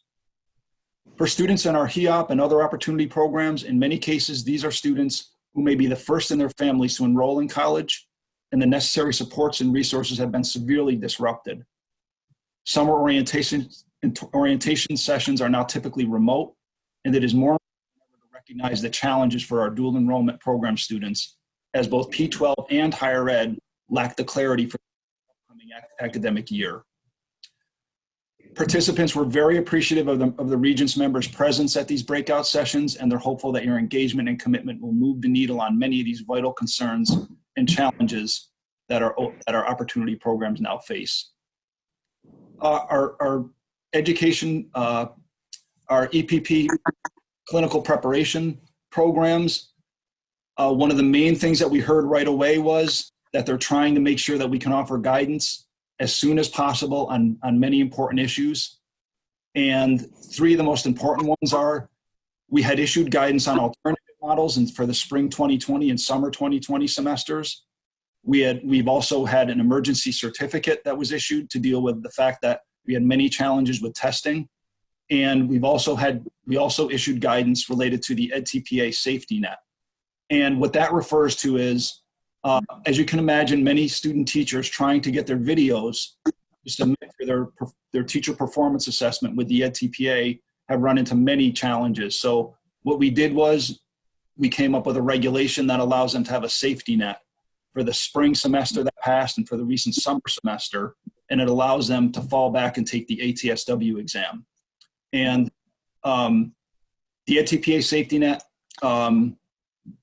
we've spoken with the co-chairs, have been trying to engage the field on this, the co-chairs for higher ed, Regent Cashin, Regent Collins, and the chancellor and many others. And so we're looking now to try to put together a plan to extend that for the entire academic year coming up.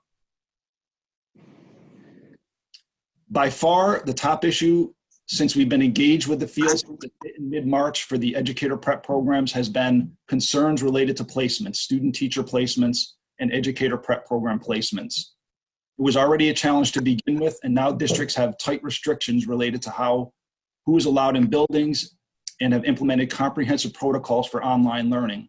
All of this has exacerbated the student placement issue for educator prep programs, and they're now seeking solutions and a P20 approach to this issue. Very quickly, as John mentioned in our thought exchange, we've had a couple thoughts on this that are rising to the top. I'll read a couple quotes. Of teaching, like those of medicine and law, requires the apprenticeship of novices to accomplished mentors. And in well-designed college programs, student teachers are not a burden on teachers. They are positive contributors to student learning. And to underscore that, some colleges are working closely with districts to ensure that student teachers are assets who support teachers of record during this challenging period. For example, student teachers can work with vulnerable students to help them recoup learning loss. They may have strong technology skills and can assist veteran teachers with technology and remote learning context. While we understand the uncertainty for the upcoming school year, the department's reopening guidance for P12 is encouraging districts to accept student teachers and other educator prep students and allow them for appropriate activities with both students and cooperating teachers. The department is also preparing correspondence for superintendents to consider this issue as well. To ensure candidates are truly an asset, some IHEs have developed curricular and other activities to prepare their candidates to work in remote learning environments. For example, we heard from UAlbany, they're working with BOCES and they've developed webinars to come up with programs to support virtual learning in K through 12 schools. We also heard of schools putting together modules on virtual learning so ed prep students are better prepared for school closures. And so while we understand the challenges for our educator prep programs, they're immense, but we're hoping to come up with solutions together with all the stakeholders and to take a P20 approach moving forward.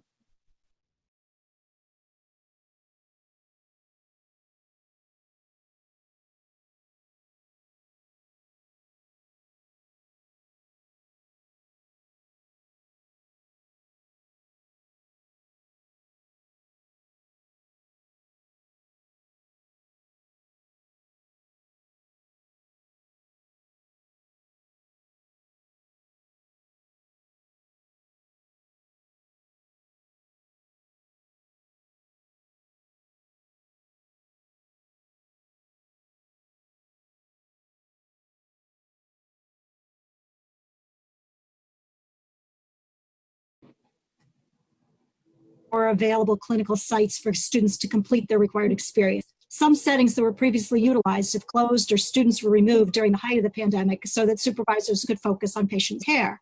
Certain settings, including hospitals, nursing homes, school districts, and sports facilities, are reluctant to take students back, given the uncertainty of what the future holds. In settings where students are allowed, access is often limited, and there are challenges in obtaining needed PPE for the students since they're often not considered essential. Participants also expressed general agreement on the value of flexibility in utilizing telehealth during these challenging times and noted that some required clinical hours could now be met using telehealth and telesupervision. They urged continuation of such flexibility. The alternative that was promoted by some participants is greater flexibility to utilize high fidelity simulation to meet a portion of the required clinical experience. There are some very high-tech options that allow students to learn by doing and see the results of their decision-making through to its conclusion, which can be very instructive. That said, the participants were generally in agreement that simulation is not the same as live patients and that a balance needs to be found to ensure the best quality of education for these students. Another important theme emerged from our conversations, and that was about equity. It was noted that even with more flexible telehealth and telesupervision permitted during the current state of emergency, not everyone has the ability to supervise remotely or conduct a session remotely. The appropriate equipment and privacy is not available to everyone. One school noted that it is recording all lectures because many students have childcare issues or need to share a computer or Wi-Fi with other family members. Another professor noted that mental health counseling sessions cannot be held from home when there's another family member nearby. These inequities and challenges need to be kept in mind as future decisions are made. Thank you.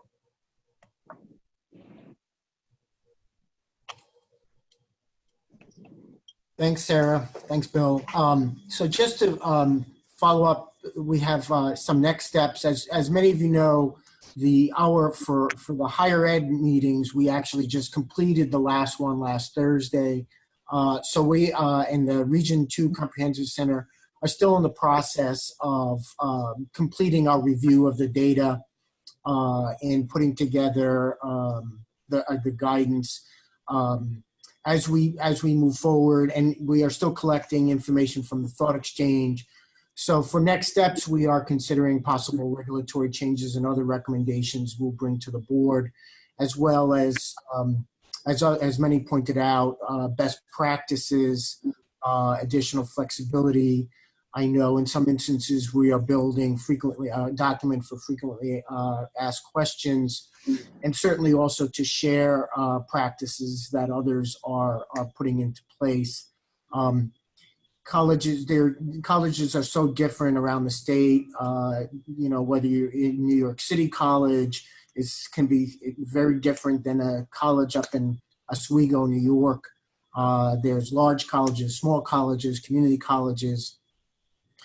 And so we continue to engage them, the higher ed staff, myself, others, and we look forward to continuing this work and then bringing recommendations to the board, particularly on issues related to certification and certification assessments. And so with that, I will turn it back over to Vice Chancellor. Thank you, John, and thank you, Bill, and thank you, Sarah. This was a lot of hard work. I want to thank all of you and all of staff that worked on putting it together. Many of the regents attended the regional meetings. I want to thank you for attending. I also want to take a moment to thank the higher ed institutions that attended and participated. The whole purpose of these meetings was to gather information from the institutions so that we can be responsive to their needs as well as their students' needs. We have time just for a couple of questions, and then I want to move on because we still have a lot to cover today. Regent Tillis. Yes, I have two questions. One, you talked about APPR, and I just want to reiterate that we used to have problems with student teaching because of the link up with APPR and student test scores, and I'm hoping that we will continue the use of not having those in play, because I think that has contributed to allowing more student teachers. Important thing is, when we had our discussion with higher ed, I heard from some presidents that if they were not going to be on campus, that there would be room and board would not be included in the price that a student had to pay.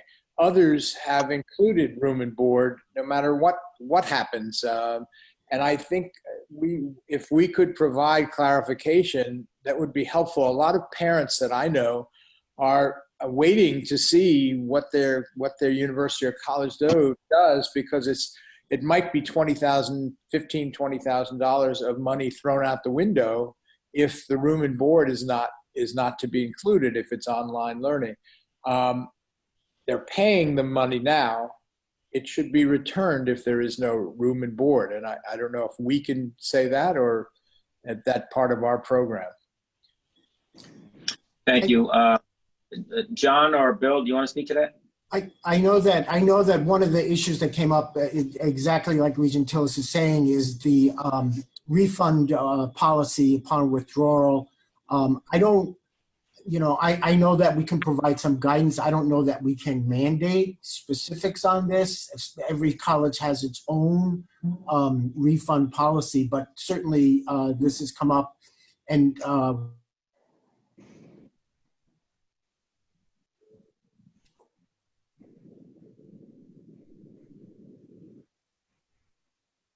seems like we can only suggest it, but we should suggest it.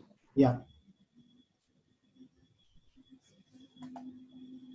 Yes, and Tillis, on your APPR question, yeah, as we're working with our office with Alex Tricolinos, who had given the presentation in the P12 meeting. So definitely we're aware of that, and we'll work together with our staff in that office and make sure that we're considering the issue with APPR as well, since it's one of those crossover issues between P12 and higher ed.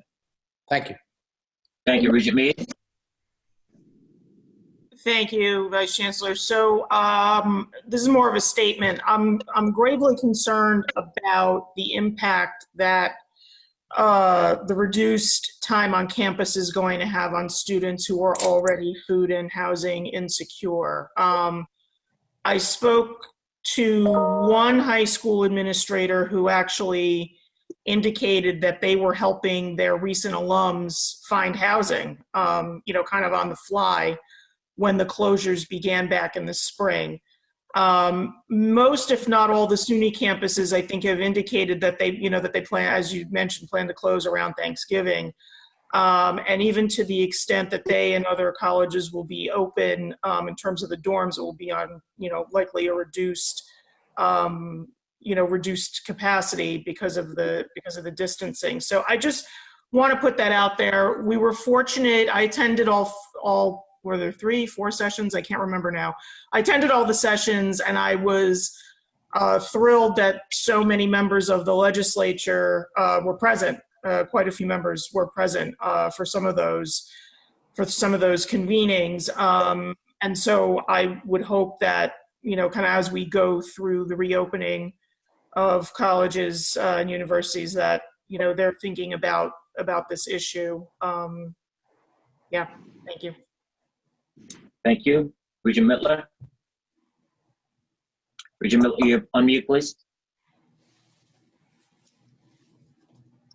Well, I want to thank everybody. I have been in touch with a couple of the people at Cornell that I have a relationship with, and they have some really good suggestions, one of which was the one credit course. I really do know that they are looking at how to provide financial support for the students. This is a really big issue, especially for those students who get the summer program to bring their skills up to what they need to be, and those kids needs are not being met. So I give them credit and thank everybody for their work. Thank you. I'm now going to call on Regent Reyes and Regent Cashin as co-chair of higher ed. I'm going to give you the last word. Thank you. Regent Reyes. Thank you. In looking at you hear me? Yes. In looking at the materials, I do not see any mention of a significant group of students, international, immigrant, undocumented, DACA. They all have different slices of difference, and the issues related to them in terms of access, in terms of possible harassment, expulsion, privacy issues, in terms of filling out materials that could be taken by ICE agents or other people to use to exclude them and deport them. And it seems to me that given the size and number and diversity of these groups of students, some of whom may also be faculty and staff, deserve attention and reflection reflected in our guidance materials for higher ed.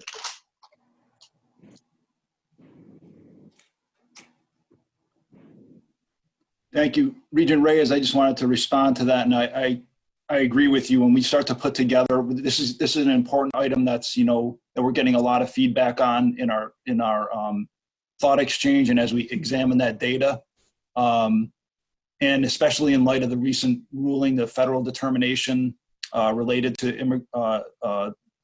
immigrants and the fact that they now have to take on-campus courses as opposed to the flexibility that was offered in the past. And I'd also note that we have had regulatory items. In fact, one on this month relates to the DREAM Act, the Jose Peralta DREAM Act that the Regents is about to adopt as a permanent regulation that does address the fact that Dreamers can now make sure that they're accessing the different student financial aid programs. But absolutely, I agree with you that we need to make sure that we're paying attention to that when we put together whatever guidance or policies we're dealing with for higher ed. And be careful to not confuse international with immigrant, because international students is a related problem of many of whom are students who are not immigrants, but are coming to New York State institutions and paying, and stuck between do they stay, do they go, etc. Thank you. Thank you. Okay, I'm gonna allow just these last two speakers. Regent Cashin, again, I'm gonna give you the last word. Regent Collins.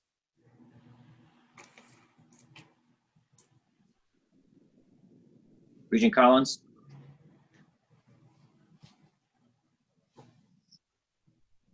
Regent Collins. Yes. I thought it was Regent Cashin first. No, I told her that she would be the last word. Oh, So okay. I think I'm still co-chair of higher ed. A few minutes ago, you mentioned Regent Reyes, and so. Oh, did I? Yes, I'm on behalf of myself and my co-chair, Regent Casham. I wanted to thank the higher ed staff because they have done such a yeoman's job in the past month. We have met, I would say, about 15 times on so many various issues dealing with higher ed. And I want to thank all the college presidents and deans who participated in the meetings that we had. We had 4, and Regent Casham attended 3. I attended 1. We had large numbers of individuals, and most of those areas that people were concerned about was the clinicals for some of our health students. And we came up with some very good ideas, and I'm hoping that one of the groups said that they would like to stay together to kind of share information over the next 6 to 8 months. This was a beginning, I think, for some of them wanting to make sure that, you know, we weren't all spinning our wheels in different areas when, you know, one wheel spinning and doing a lot more work would be able to meet the goals that we have, especially when it comes to the clinicals in higher ed. And there's many professions that have clinicals.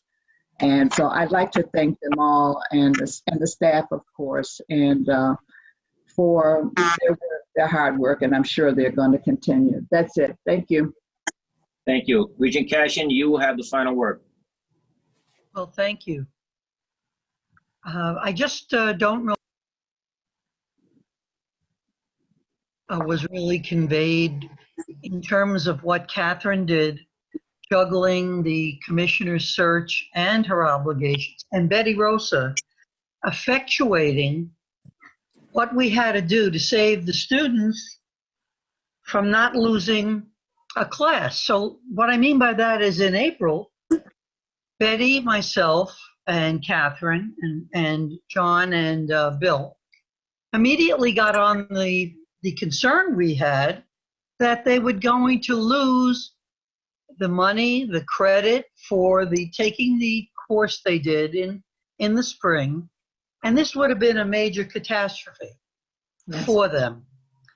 And I have to say, we were on it, and Betty Rosa helped us effectuate it so that the students did complete the course and the students did get the credit. And it was really a Herculean task. About 15 to 20 phone calls, all day long phone calls, so it was amazing. But you have to have the chancellor, even though Catherine and I were working like crazy and identified the problem early, you have to have the chancellor effectuating it, and she was right there. So I want to thank you, Catherine, publicly, and I want to thank the chancellor publicly. Last week, another major item occurred, which was how do we handle the performance assessments in the fall? How do you tutor a kid when you can't be near a kid? It was a major, almost crisis. How do we get and the schools, we heard repeatedly over and again, how are we going to do the performance assessment with our students, our student teachers? They're even having a hard time with student teachers getting placements because they're afraid of having someone in the building whom they may not know. So this was tedious, important. You had to be doggedly persistent. Betty scheduled a conference call last Friday afternoon at 4 o'clock when I thought it was all over, but just to update me. So this was a Herculean task, and we got enormous input from the field. We then were able to consider changing the performance assessment to the ATSW, the safety net, but the professors were already on it throughout the state. They knew exactly how they were going to conduct their classes in terms of the interaction using Atlas or observation of lessons, in terms of avatars, all of the things they spent weeks and weeks on, they conveyed to us, but they were thrilled that we were working on, Catherine and I were working on with the chancellor's backing, because nothing can be done without Betty's backing and support, and she was there 100%. So it really was a Herculean task, and the professors, I'm sure, are thrilled with the outcome. So I want to thank Catherine publicly. What a co-chair she is. Betty, wherever you are, I don't see you on my screen right now, but you're getting on these things so quickly, so decisively, allowed us to make the decisive changes that will help our students in colleges. So thank you. Thank you. Okay, thank you all for, again, the hard work that went into this item. Now I want to move on to a discussion of regulatory changes. Many of you know, or may not know, the amount of work that is needed to change regulations to allow for K-12 and higher ed to continue during COVID-19 and preparing for the coming year. I'm going to turn to Interim Commissioner Tahoe to lead that discussion. Thank you, Vice Chancellor. Before I go through the regulatory flexibilities that the department will propose to the Board of Regents for adoption today, I would like to take a couple of minutes to say a few words, as we are about to embark on a new school year during a time of history. First, I want to personally thank every educator, faculty member, parent, student, and the entire educational community for all of the work that was done over the last 4 months to assist our students across this state during the pandemic. Educators, faculty, and students were forced to shift to remote learning overnight. Parents had to convert their living spaces into classrooms and become teachers, and students needed to adjust to a new way of learning. Millions of meals were prepared and delivered, millions of lessons have been taught virtually, millions of phone calls, texts, and FaceTimes have occurred. Planes were sent to pick up our college students overseas, millions of extra hours have been put in, and millions of small gestures of dedication, passion, sacrifice, compassion, and love continue to add up to show the best of who we are as New Yorkers. I just wanted to take this moment to say how incredibly grateful I am to the entire educational community for the countless hours of time they have spent during the last school year to adapt to the ever-changing circumstances, and for working collaboratively with the department and the board to overcome the unprecedented challenges we faced this past school year. I would also like to thank the Board of Regents for its strong leadership throughout this arduous journey, and I really want to thank the entire staff of this department, not only for their exemplary work in putting the reopening guidance together, but also for their tireless efforts to support the field throughout this crisis while working remotely. I am constantly amazed by the talented individuals in this department and the work that they do every day to support the critical mission of the department. To the staff of this department and the Board of Regents, I want to extend my deepest gratitude for your help and support during this crisis, for the countless conversations, late nights, and your tireless work. I am forever grateful. Next, I will turn to the item before us. As we look to the next school year, we must be mindful of the many uncertainties we continue to face. The Board of Regents and the department are hopeful that the guidance we will release this week will assist the field in developing the reopening plans so that they can be prepared for the multiple circumstances that may exist over the next school year, whether it be in-person instruction, remote learning, or a blended learning situation. The Board of Regents and I have also been asked by the field for regulatory flexibility in numerous areas. In a couple of minutes, I will go through the proposed amendments that the department will bring to the Board of Regents for adoption today. However, I just want to remind the field that we are committed to continuously reviewing the statutes and regulations that are necessary to ensure that we have appropriate flexibility depending on the circumstances that exist over the next school year. This next school year may be even more challenging than last year, but the educational community is strong, and together we will do everything we can to support the educators, parents, and students of this state. I will now turn to the regulatory flexibilities before us today. As a result of the pandemic and the governor's numerous executive orders, the department adopted emergency regulations at the April, May, and June 2020 Board of Regents meetings to address multiple issues resulting from the interruptions caused by the COVID-19 crisis. Many of these emergency regulations have already been discussed with the board during those months, so I won't go over them in detail. However, I prepared this slide deck so that our educational community can easily refer to the provisions outlined herein to see what changes were made and continue to exist for the 2021 school year. In summary, the regulations that have already been adopted that will continue to exist involve waiving instructional hour requirements for the 180-day requirement for state aid purposes, which I will discuss even further. This is going to be an amendment made to our April Regents item. We are extending the date for publishing and adopting data security and privacy policies until October 1st. We're extending the deadline to complete child abuse and educational setting training until September 30th, 2020. We've provided multiple flexibility in the timeframes and deadlines for 310 appeals, Part 83 appeals, Part 87 reviews, and our SRO appeals. We've provided flexibility for charter schools. We have excused delays in required reporting by charter schools to public schools. We've allowed charter school lotteries to be remote. We're extending the deadline to conduct public hearings for charter schools, for new charter schools, until September 30th, 2020.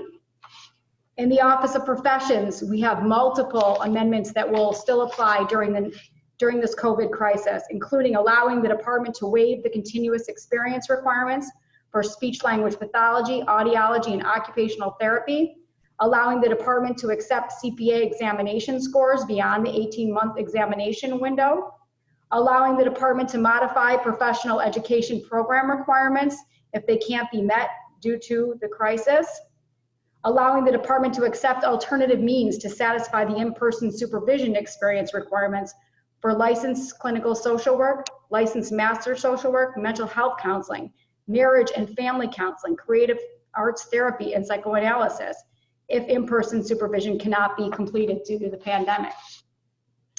We're also some of the other regulatory amendments that are continued in the profession include permitting the department to renew limited permits in medicine for an additional 24-month period, permitting the department to accept alternative means to be used by dentists and dental hygienists to obtain and or maintain the required CPR certification in lieu of the in-person CPR requirement, permitting the department in its discretion to accept a lower number of live patient experiences and a specified number of objective structured clinical examinations for dentists and post-dental school residents. In the area of curriculum and instruction, We've extended the application deadline for alternative high school equivalency preparation programs. We've waived the home instructional day and/or hour requirements where they're unable to provide them due to the state of emergency, provided that the home instruction provides continuity of learning for the student. We've provided exemptions from the subtest of the high school equivalency general comprehensive education exam to provide flexibility during periods of test closure. With respect to special ed, we've made multiple amendments, including allowing IHOs to conduct special ed due process hearings by video conference, and now permitting hearing officers to extend cases up to 60 days while schools are closed, excluding days where schools are closed in 30-day timelines for preschool providers to make up missed services, excluding days where schools are closed in 60-day timelines for arranging special ed programs and services, and 30-day timelines for arranging an improved non-public school placement. With respect to the accountability system, all schools identified as persistently struggling or struggling for the 19-20 school year will remain so identified for the 2021 school year, and all schools that operated under a school district superintendent receiver in the 19-20 school year are to continue to operate under a school district superintendent receiver in the 2021 school year. We've also provided ourselves with flexibility in the accountability realm by saying that the commissioner, upon good cause, may, for the 19-20 and 21-22 school years, modify any timelines pertaining to notifications, plans, reports, or implementation of activities for accountability purposes. We will continue to do so if flexibilities are needed. With respect to our English language learners, we've excluded days where schools are ordered closed by the governor with respect to English language learner identification process timelines, parental notification and information timelines, and English as a new language or bilingual placement timelines. In higher education, we've provided numerous flexibilities in our certification areas. We've allowed online DASA training. We've extended the application deadline for our statement of eligibility and limited extensions until June 30th, 2020. And we've allowed multiple other flexibilities, including allowing remote proctoring of ability to benefit tests. In addition to these regulations that we've already discussed and that the board has already adopted at its April, May, and June timelines that still remain in effect for the 2021 school year, we've also initiated a few additional regulatory changes for this month, which I will go through right now for the board's consideration. First, the unit of study definition. As a result of the COVID-19 pandemic, schools must plan for various contingencies that make it impossible for a specified amount of face-to-face contact between teachers and students. Schools may consider the time requirement of 180 minutes of instruction a week as a benchmark for comparison when designing and delivering instruction. So if you're in a remote or blended situation, the hours of instructional time are not defined as a student's time spent in front of a teacher or in front of a screen, but time engaged in standards-based learning under the guidance and direction of a certified teacher. These experiences must include, but are not limited to, completing online modules or tasks, viewing instructional videos, responding to posts or instructor questions, engaging with other class participants in an online or phone discussion, conducting research, doing projects, or meeting with an instructor face-to-face via an online platform or by phone. This is something that the department feels is essential in ensuring that our students are receiving constant student engagement and interaction with their teachers during this time frame. With respect to the career development and occupational studies credential, depending on the region or industry, business and industry partners may have a reduced ability to sponsor students for work-based learning experiences. Schools should strive to provide comprehensive and thorough work-based learning experiences that meet the needs of the students. This may be through remote or hybrid means if practicable. However, schools may still offer the credential if a student is not able to meet a portion of the minimum hours due to the COVID crisis. Next, we are seeking to provide regulatory flexibility for the 1,200 hours minimum lab hour requirement for a Regents science course to allow it to be done virtually as well as hands-on lab experience. With respect to diagnostic screening, as Kathleen already described, students enrolling in school at the beginning of the school year need to be screened by December 1st. Those who enter after December 1st need to be screened within 30 days. This proposed regulation removes the 30-day time limit and allows districts to screen students where needed and as soon as practicable.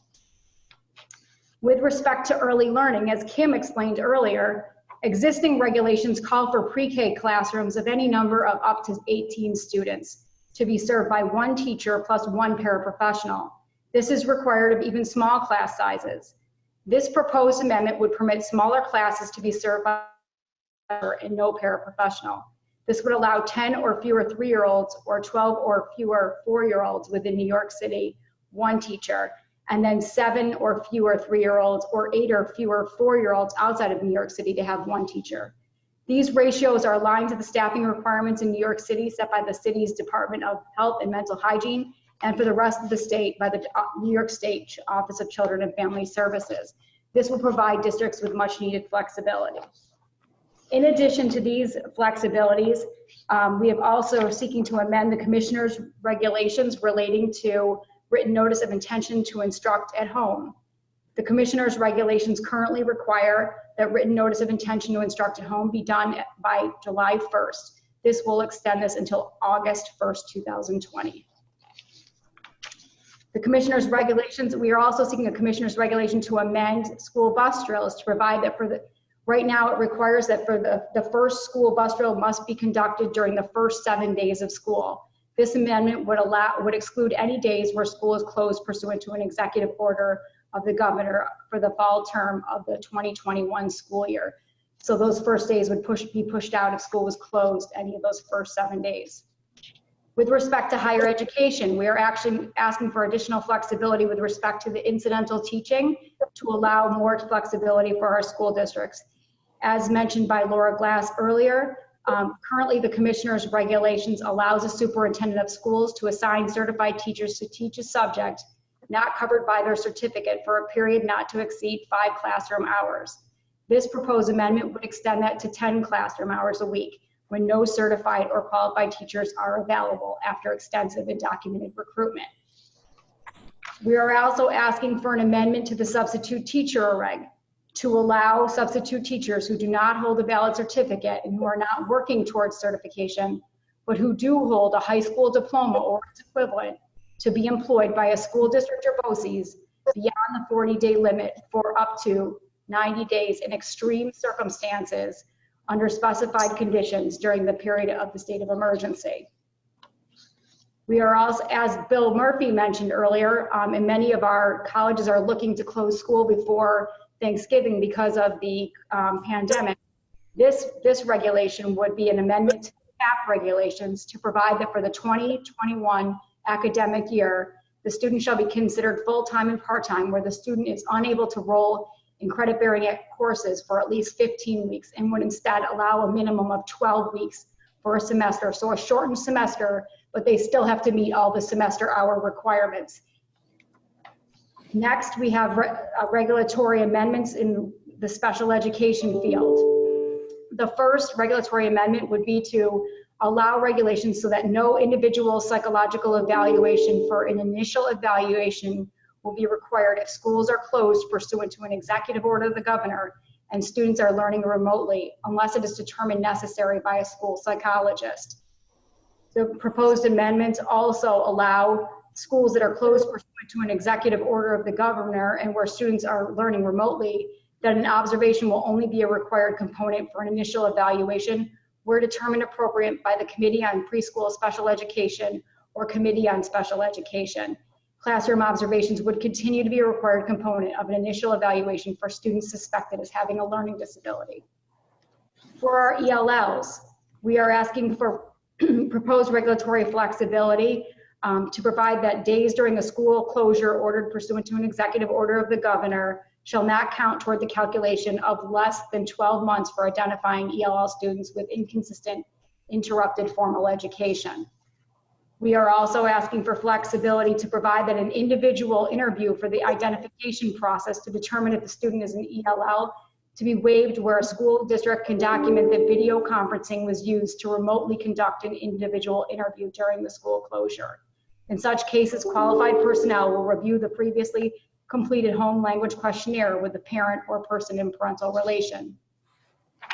In addition, we are seeking flexibility to provide that due to the COVID crisis for the 2021 school year, we're requesting that the 45-day timeline for a school district to initiate a review of a determination made in the initial or reentry identification process for ELLs after receipt of a written request to be extended to 65 days from the beginning of the 2021 school year for any student that was either newly enrolled during the COVID closures in the 1920 school year, summer 2020, or within the first 20 days of the 2021 school year to address all of the backlogs from the identification process. In addition, for the 2021 school year, the process for initial enrollment or reenter identification and parent notification, orientation, and placement shall be completed such that a student who is either newly enrolled during the COVID closures in the 1920 school year, summer 2020, or the first 20 days of the 2021 school year is placed in either a bilingual education or English as a new language program within 30 days after commencement of the 2021 school year for districts with 150 or more Ls, or well Ls 10% or more of the district's population. School districts with 149 or fewer Ls, or where Ls constitute less than 10% of the district's population, may seek an exemption from the ELL identification timeline for students who are newly enrolled during the COVID closures in the 1920 school year, summer 2020, or the first 20 days of the 2021 school year on an application form in the timeline prescribed by the commissioner. We thank you for your time today. Those are the regulatory revisions that we're seeking for this meeting. These will be done through an emergency regulation, so we will need a vote, and then they will come back in October for permanent adoption after a 60-day public comment period.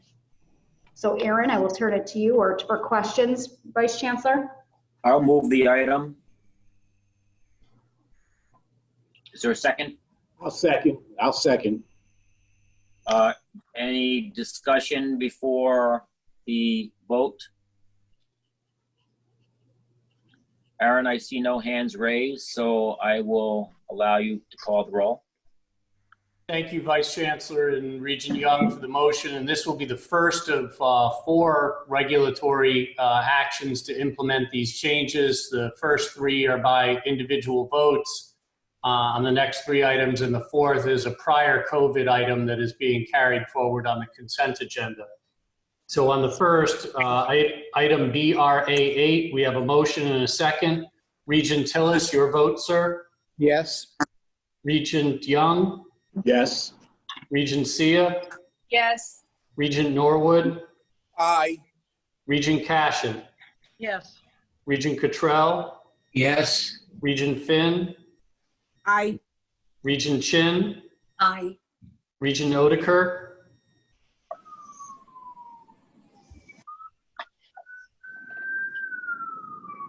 Regent Odekirk once again. Second call for Regent Odekirk. Regent Collins? Yes. Regent Mead? Aye. Regent Hackinson? Aye. Regent Reyes? Yes. Regent Littler? Yes. Regent Wills? Yes. Second call, Regent Odekirk, ma'am. Absent for purposes of the vote. Chancellor Rosa, your final vote, ma'am. Yes. Motion carries unanimously with 1 member absent. Now moving on to BRA 7, the second portion of this regulatory package. May I have a motion to approve that item? So moved. So moved by Vice Chancellor Brown. May I have a second by Regent Chin? Thank you. Regent Tillis, your vote, sir? Yes. Regent Young? Yes. Regent Sia? Yes. Regent Norwood? Aye. Regent Cashin? Yes. Regent Cottrell? Yes. Regent Finn? Aye. Regent Chin? Aye. Regent Odekirk? She's not on the call. Regent Collins? Yes. Regent Mead? Sorry, yes. Thank you, ma'am. Regent Hackinson? Yes. Regent Reyes? Yes. Regent Mittler? Yes. Regent Wills? Yes. Chancellor Rosa? Aye. Again, unanimous with one member absent.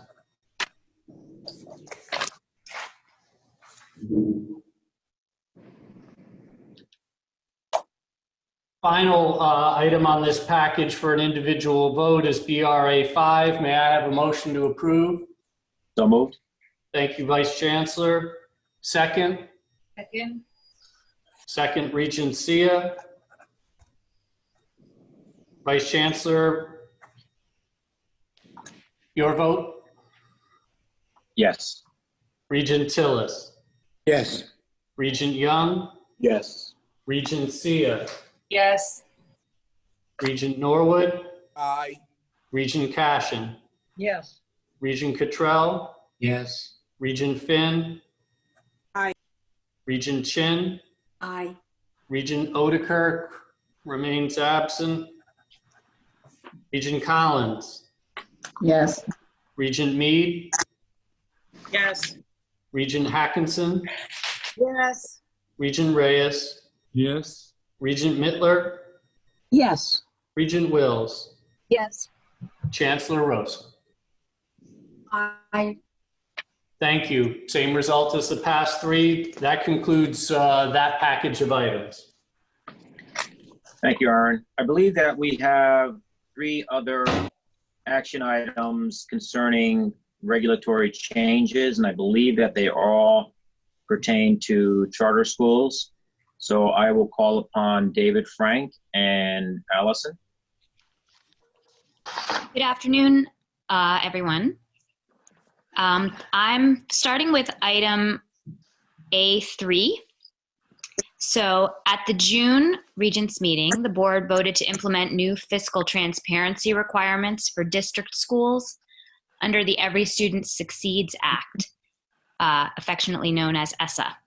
Federal law requires this for charter schools as well. So to foster transparency and equity, the department is proposing a revision to commissioners' regulations pertaining to charter school fiscal reporting, as well as other data reporting requirements.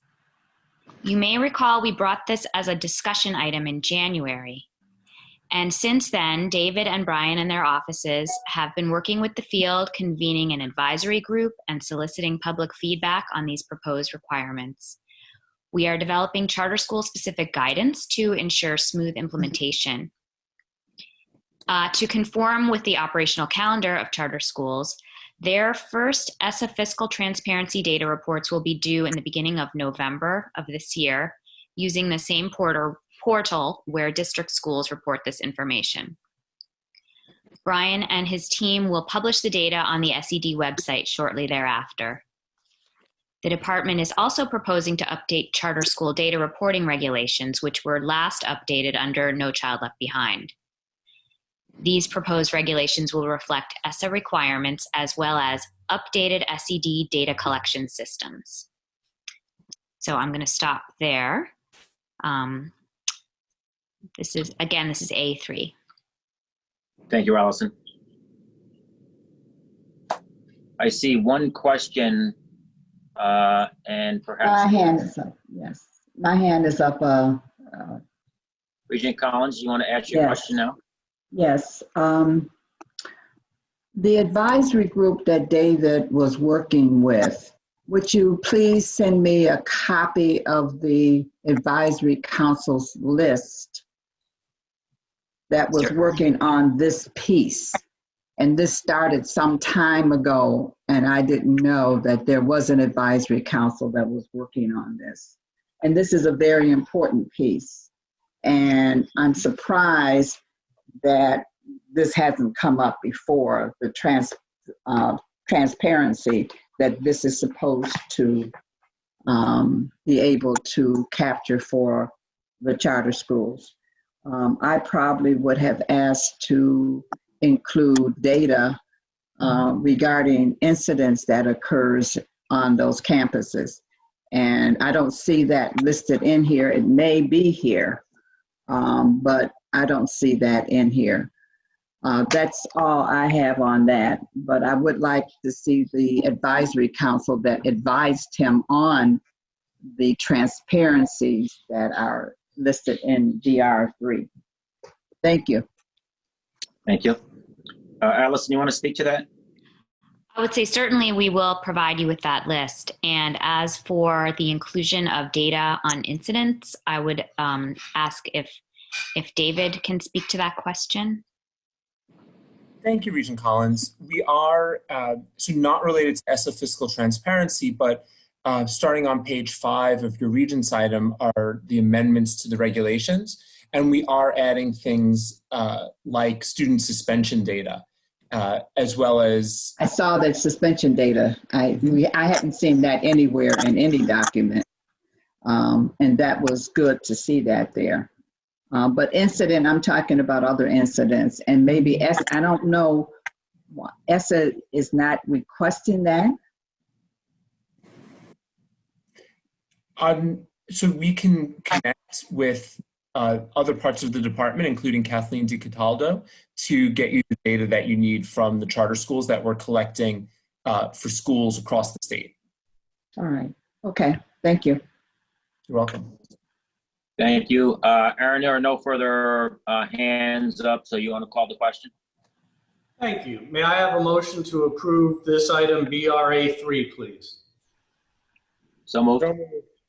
Thank you, Vice Chancellor. And the second was by Regent Tillis.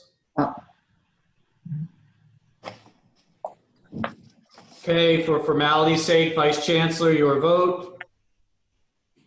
Aye. Regent Tillis. Aye. Regent Young. Yes. Regent Sia. Yes. Regent Norwood. Aye. Regent Cashin. Yes. Regent Cottrell. Yes. Regent Finn.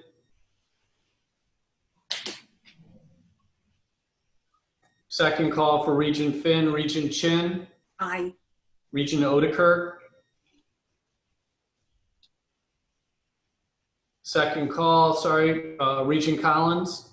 Yes. Regent Meade. Regent Hackinson. Yes. Regent Reyes. Yes. Regent Mittler. Yes. Regent Wills. Yes. Second call, Regent Finn. Absent for purposes of the vote. And Regent Odekirk is still unavailable presently. Chancellor, your vote, ma'am. Aye. Thank you. Motion carries unanimously with 2 members absent. Excuse me, Vice Chancellor, may I ask a question? Yes. Yeah, on Regent Collins' request regarding incidents, and David gave an answer, and I just want to make sure that what I heard was accurate. Did I hear you say that going forward, we will now collect information on incidents that occur in charter schools, because suspensions are not incidents? So now a suspension may be the result of an incident. However, with other public schools, we actually collect data on incidents that occur in schools. And so I think the question needs some clarification. Are we collecting data on incidents that occur in charter schools? Thank you. Thank you for your question, Regent Young. Charter schools already report incidents through the Violent and Disruptive Incident Reporting System, VADR.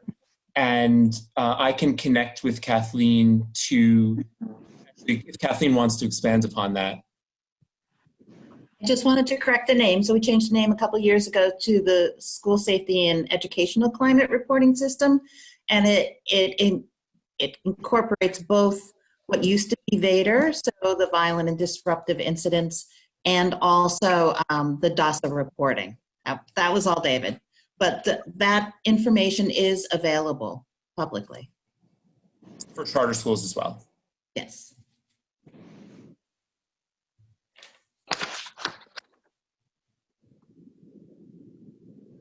Regent Collins, did you have a hand up?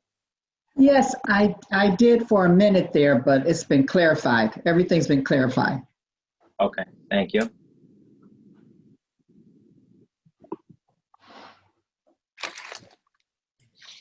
Allison and David, since you have the floor, there are two other items, BRA 6 and BRA 4. I'm wondering if we should deal with those and then come back to BRD 4. Certainly, I'd be glad to. So, okay. So right now, I'm looking at item BRA 6, and this is a revision item for a Board of Regents authorized charter school. Stratford Preparatory Charter School for Boys has not yet commenced instruction, but once opened, it is authorized to serve grades 5 through 8 in the Bronx.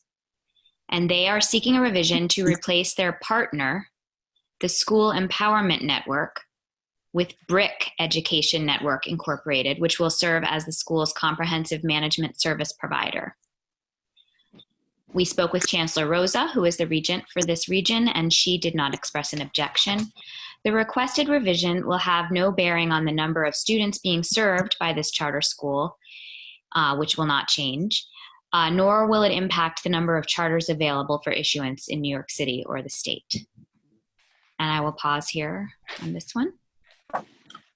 I have one, actually, Regent Collins, is your hand up from last time? No, my hand is up for now, for this time. Go ahead.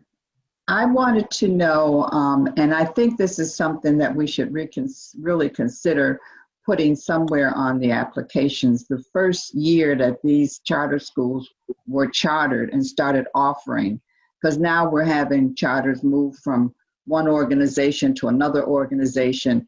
And I think, when was this one chartered? And now it's moving somewhere else. We're gonna lose track of some of these schools if we don't start putting dates on things so we can get a fix on when they started, when they changed, when it was amended or whatever. But I think we need somewhere on the application that comes to us the date that it was chartered and began to offer services. Yeah, that's a good point. But here, correct me if I'm wrong, Allison, I don't believe this school has begun operation yet. That's correct. And I think David would have the year when the charter was granted. Okay, but for the future, You mean like on this chart, you mean the Regents item that comes to you, you would like that information? Right. Not only for this one. Now this one, the next time it come forward, you'll put 2020. But when others come forward, I'd like to know when they started, how long they've been in business. We don't know that unless we ask that question because it's not anywhere on the materials. Am I correct, David? I don't see it on most of the materials that I receive unless it's somewhere in the narrative. Wouldn't it be the links to the previous Regents items, right, David? Yeah, so we can always do a better job. Yeah, we can clarify. With it conveying that information. We have links to every Regents item that this charter school has ever been before the board. So this charter, for example, Stratford Prep, was initially authorized by the Board of Regents on November 2nd, 2017. And we've provided that link on page 5 of the Regents item. Oftentimes this stuff gets buried in there. So knowing that that's important, we will make sure that we highlight it. And also one of the reasons why I was asking too is that I understood that in the past we have not, this is a single-sex charter school, correct? Yes, ma'am. Yeah, that we were not approving single-sex charter schools. There was one that went to the Board of Regents and it was denied, and it went over to SUNY, was denied, and they were single-sex, and they were told that the reason why is because we are not authorizing single-sex charter schools. No boys schools and no girls schools. They have to be co-ed. And I don't know where that is written. If it is, I would like to see it because I'm sure that the persons that went forward with their application would be, I was quite surprised to see a single-sex charter school. Not that I'm against any single-sex charter school, but I'm just wondering what is our position on single-sex charter schools? So the education law, it's actually section 2854 of the Ed law specifically allows for the establishment of single-sex charter schools. And there are a number of single-sex charter schools across New York State. And so I'm not familiar with the situation that you mentioned, but I would be happy to connect with you and look into that further. Yeah, this one was from Buffalo, and it was denied because it was a single-sex charter school. And so you're telling me that it's allowable, and I'm surprised that you weren't there, David, so you weren't in that office. But thank you for letting me know that and getting the materials to me. That's my it. pleasure. And I will certainly connect with you, make sure that we get you the reasons why it was denied. I believe that we just renewed a charter to an all-boys school, charter school in Rochester not that long ago. That's correct. And for example, Virtus Charter School in Rochester, which serves the overage undercredited students, primarily serves young men of color primarily. And Young Women's College Prep is in Rochester. That's right, as Regent well. Norwood. So there are two in Rochester, single sex. There are. Mm-hmm. Okay. This question has not been called yet. So since I allowed one question, we're going to do the discussion before the motion is made and seconded. Regent Cashin and then Regent Rosa. Chancellor Rosa. Thank you. So David or Allison, I would like to know, why would a charter school, what are the most prominent reasons why a charter school would change its partnering organization? In this particular case, Regent Cashin, the organization that that is their original their original partner no longer provides the services that the school had partnered with them to provide. So if you would like more information on other reasons, I think David could speak to that. Yes, please. I mean, that's the primary reason why. The reason why the school chose BRIC is because of BRIC's longstanding commitment to students, vulnerable students across the Northeast. They operate a school in New Jersey, and they are also they've worked for a long time with schools in New York. BRIC is actually one of the only African-American-led comprehensive management service provider organizations. There are others, but they were, I believe, the first in Newark, New Jersey. And the school, with the assistance of the state education department, interviewed many partners, and they felt like this partner had the strongest commitment, the strongest connection with the school's commitment to serving young men in the Bronx.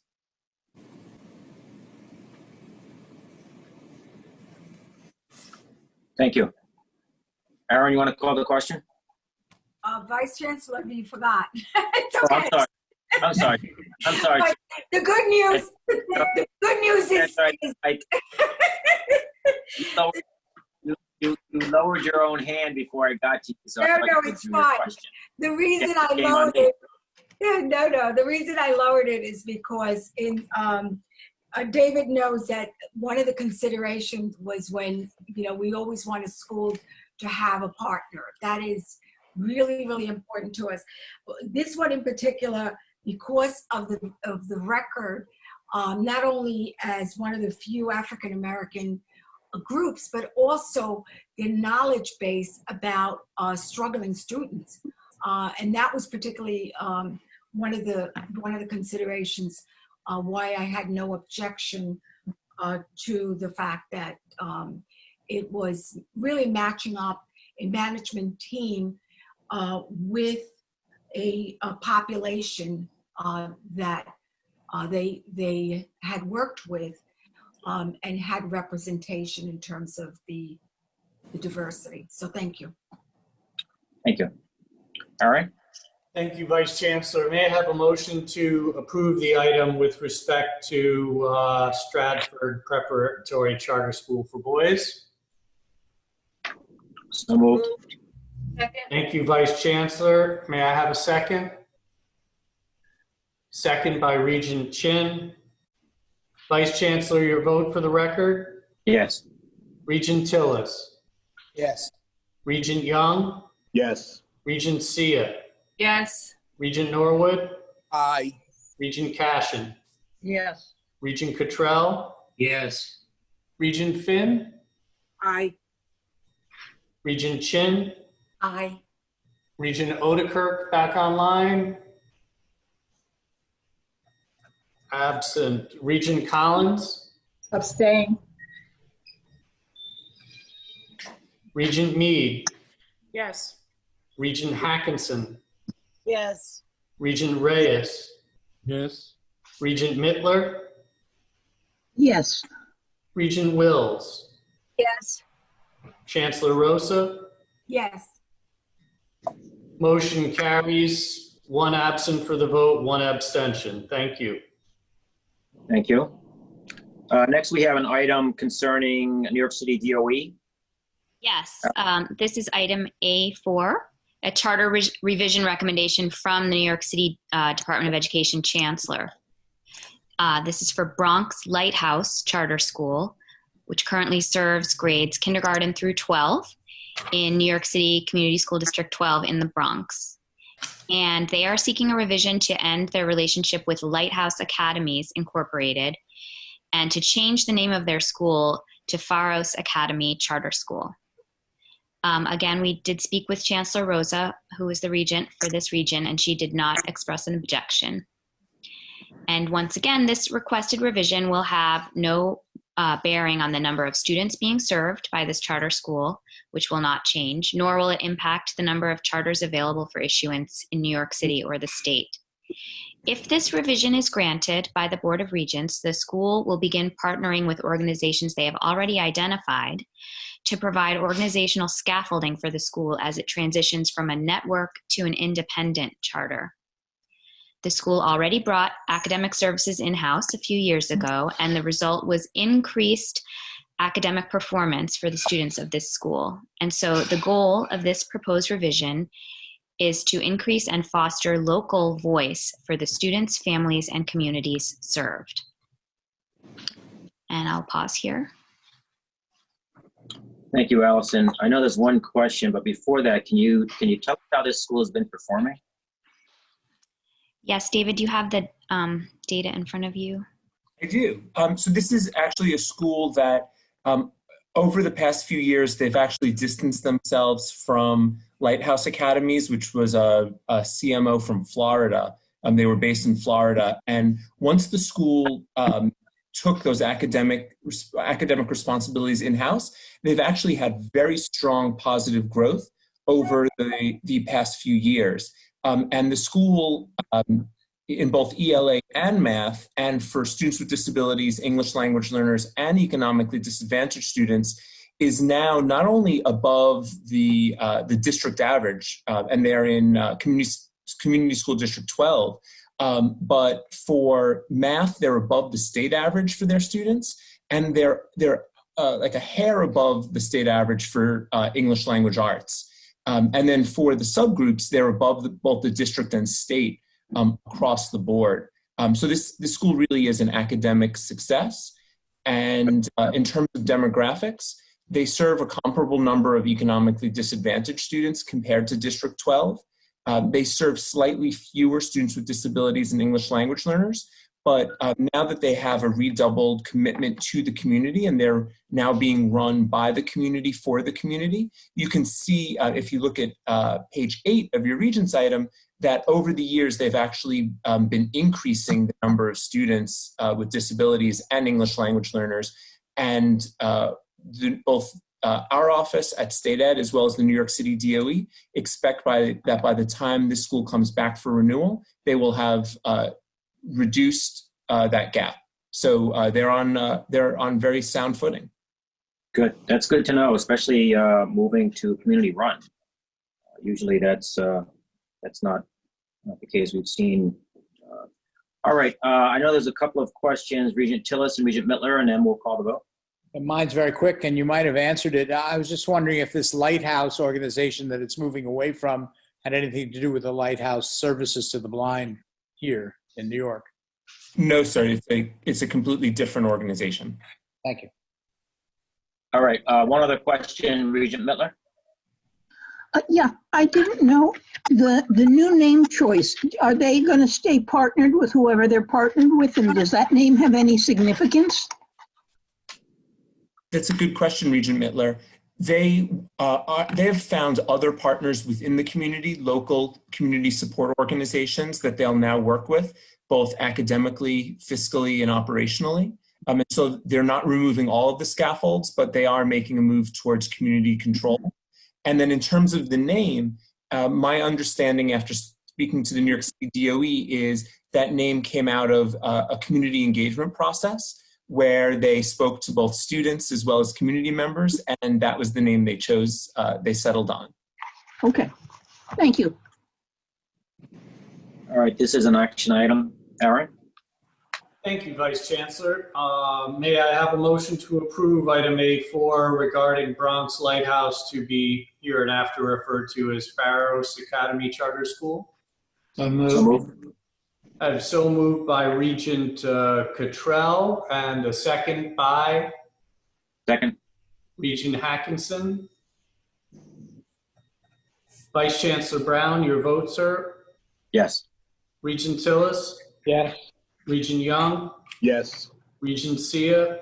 Yes. Regent Norwood? Aye. Regent Cashin? Second call for Regent Cashin. I think she's just taking herself off mute, Aaron. I'm sorry, yes. Thank you, Regent Cashin. Regent Cottrell? Yes. Regent Finn? Aye. Regent Chin? Aye. Regent Odekirk?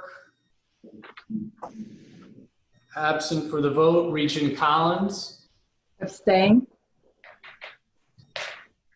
Regent Meade? Yes. Regent Hackinson? Yes. Regent Reyes? Abstain?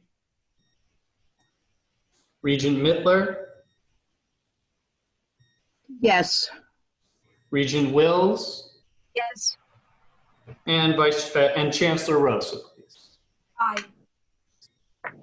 Thank you. Motion carries unanimously with 1 absent and 2 abstentions. Thank you. I'd now like to move to the IHO item. Chris? Thank you, Vice Chancellor. Good afternoon, everybody. Just a little recap. If you recall, in January, the board was presented with a discussion item regarding expanding the pool of applicants of impartial hearing officers, IHOs, to hear special education due process complaints filed against the New York City Department of Education. In March, we were back and we presented to the board proposed changes to sections 200.1 and 200.5 of the Commissioner's regulations to expand the pool of IHO applicants in New York City, and also to clarify certain impartial hearing officer duties and responsibilities. Real quick summary of those, the proposed amendments included to remove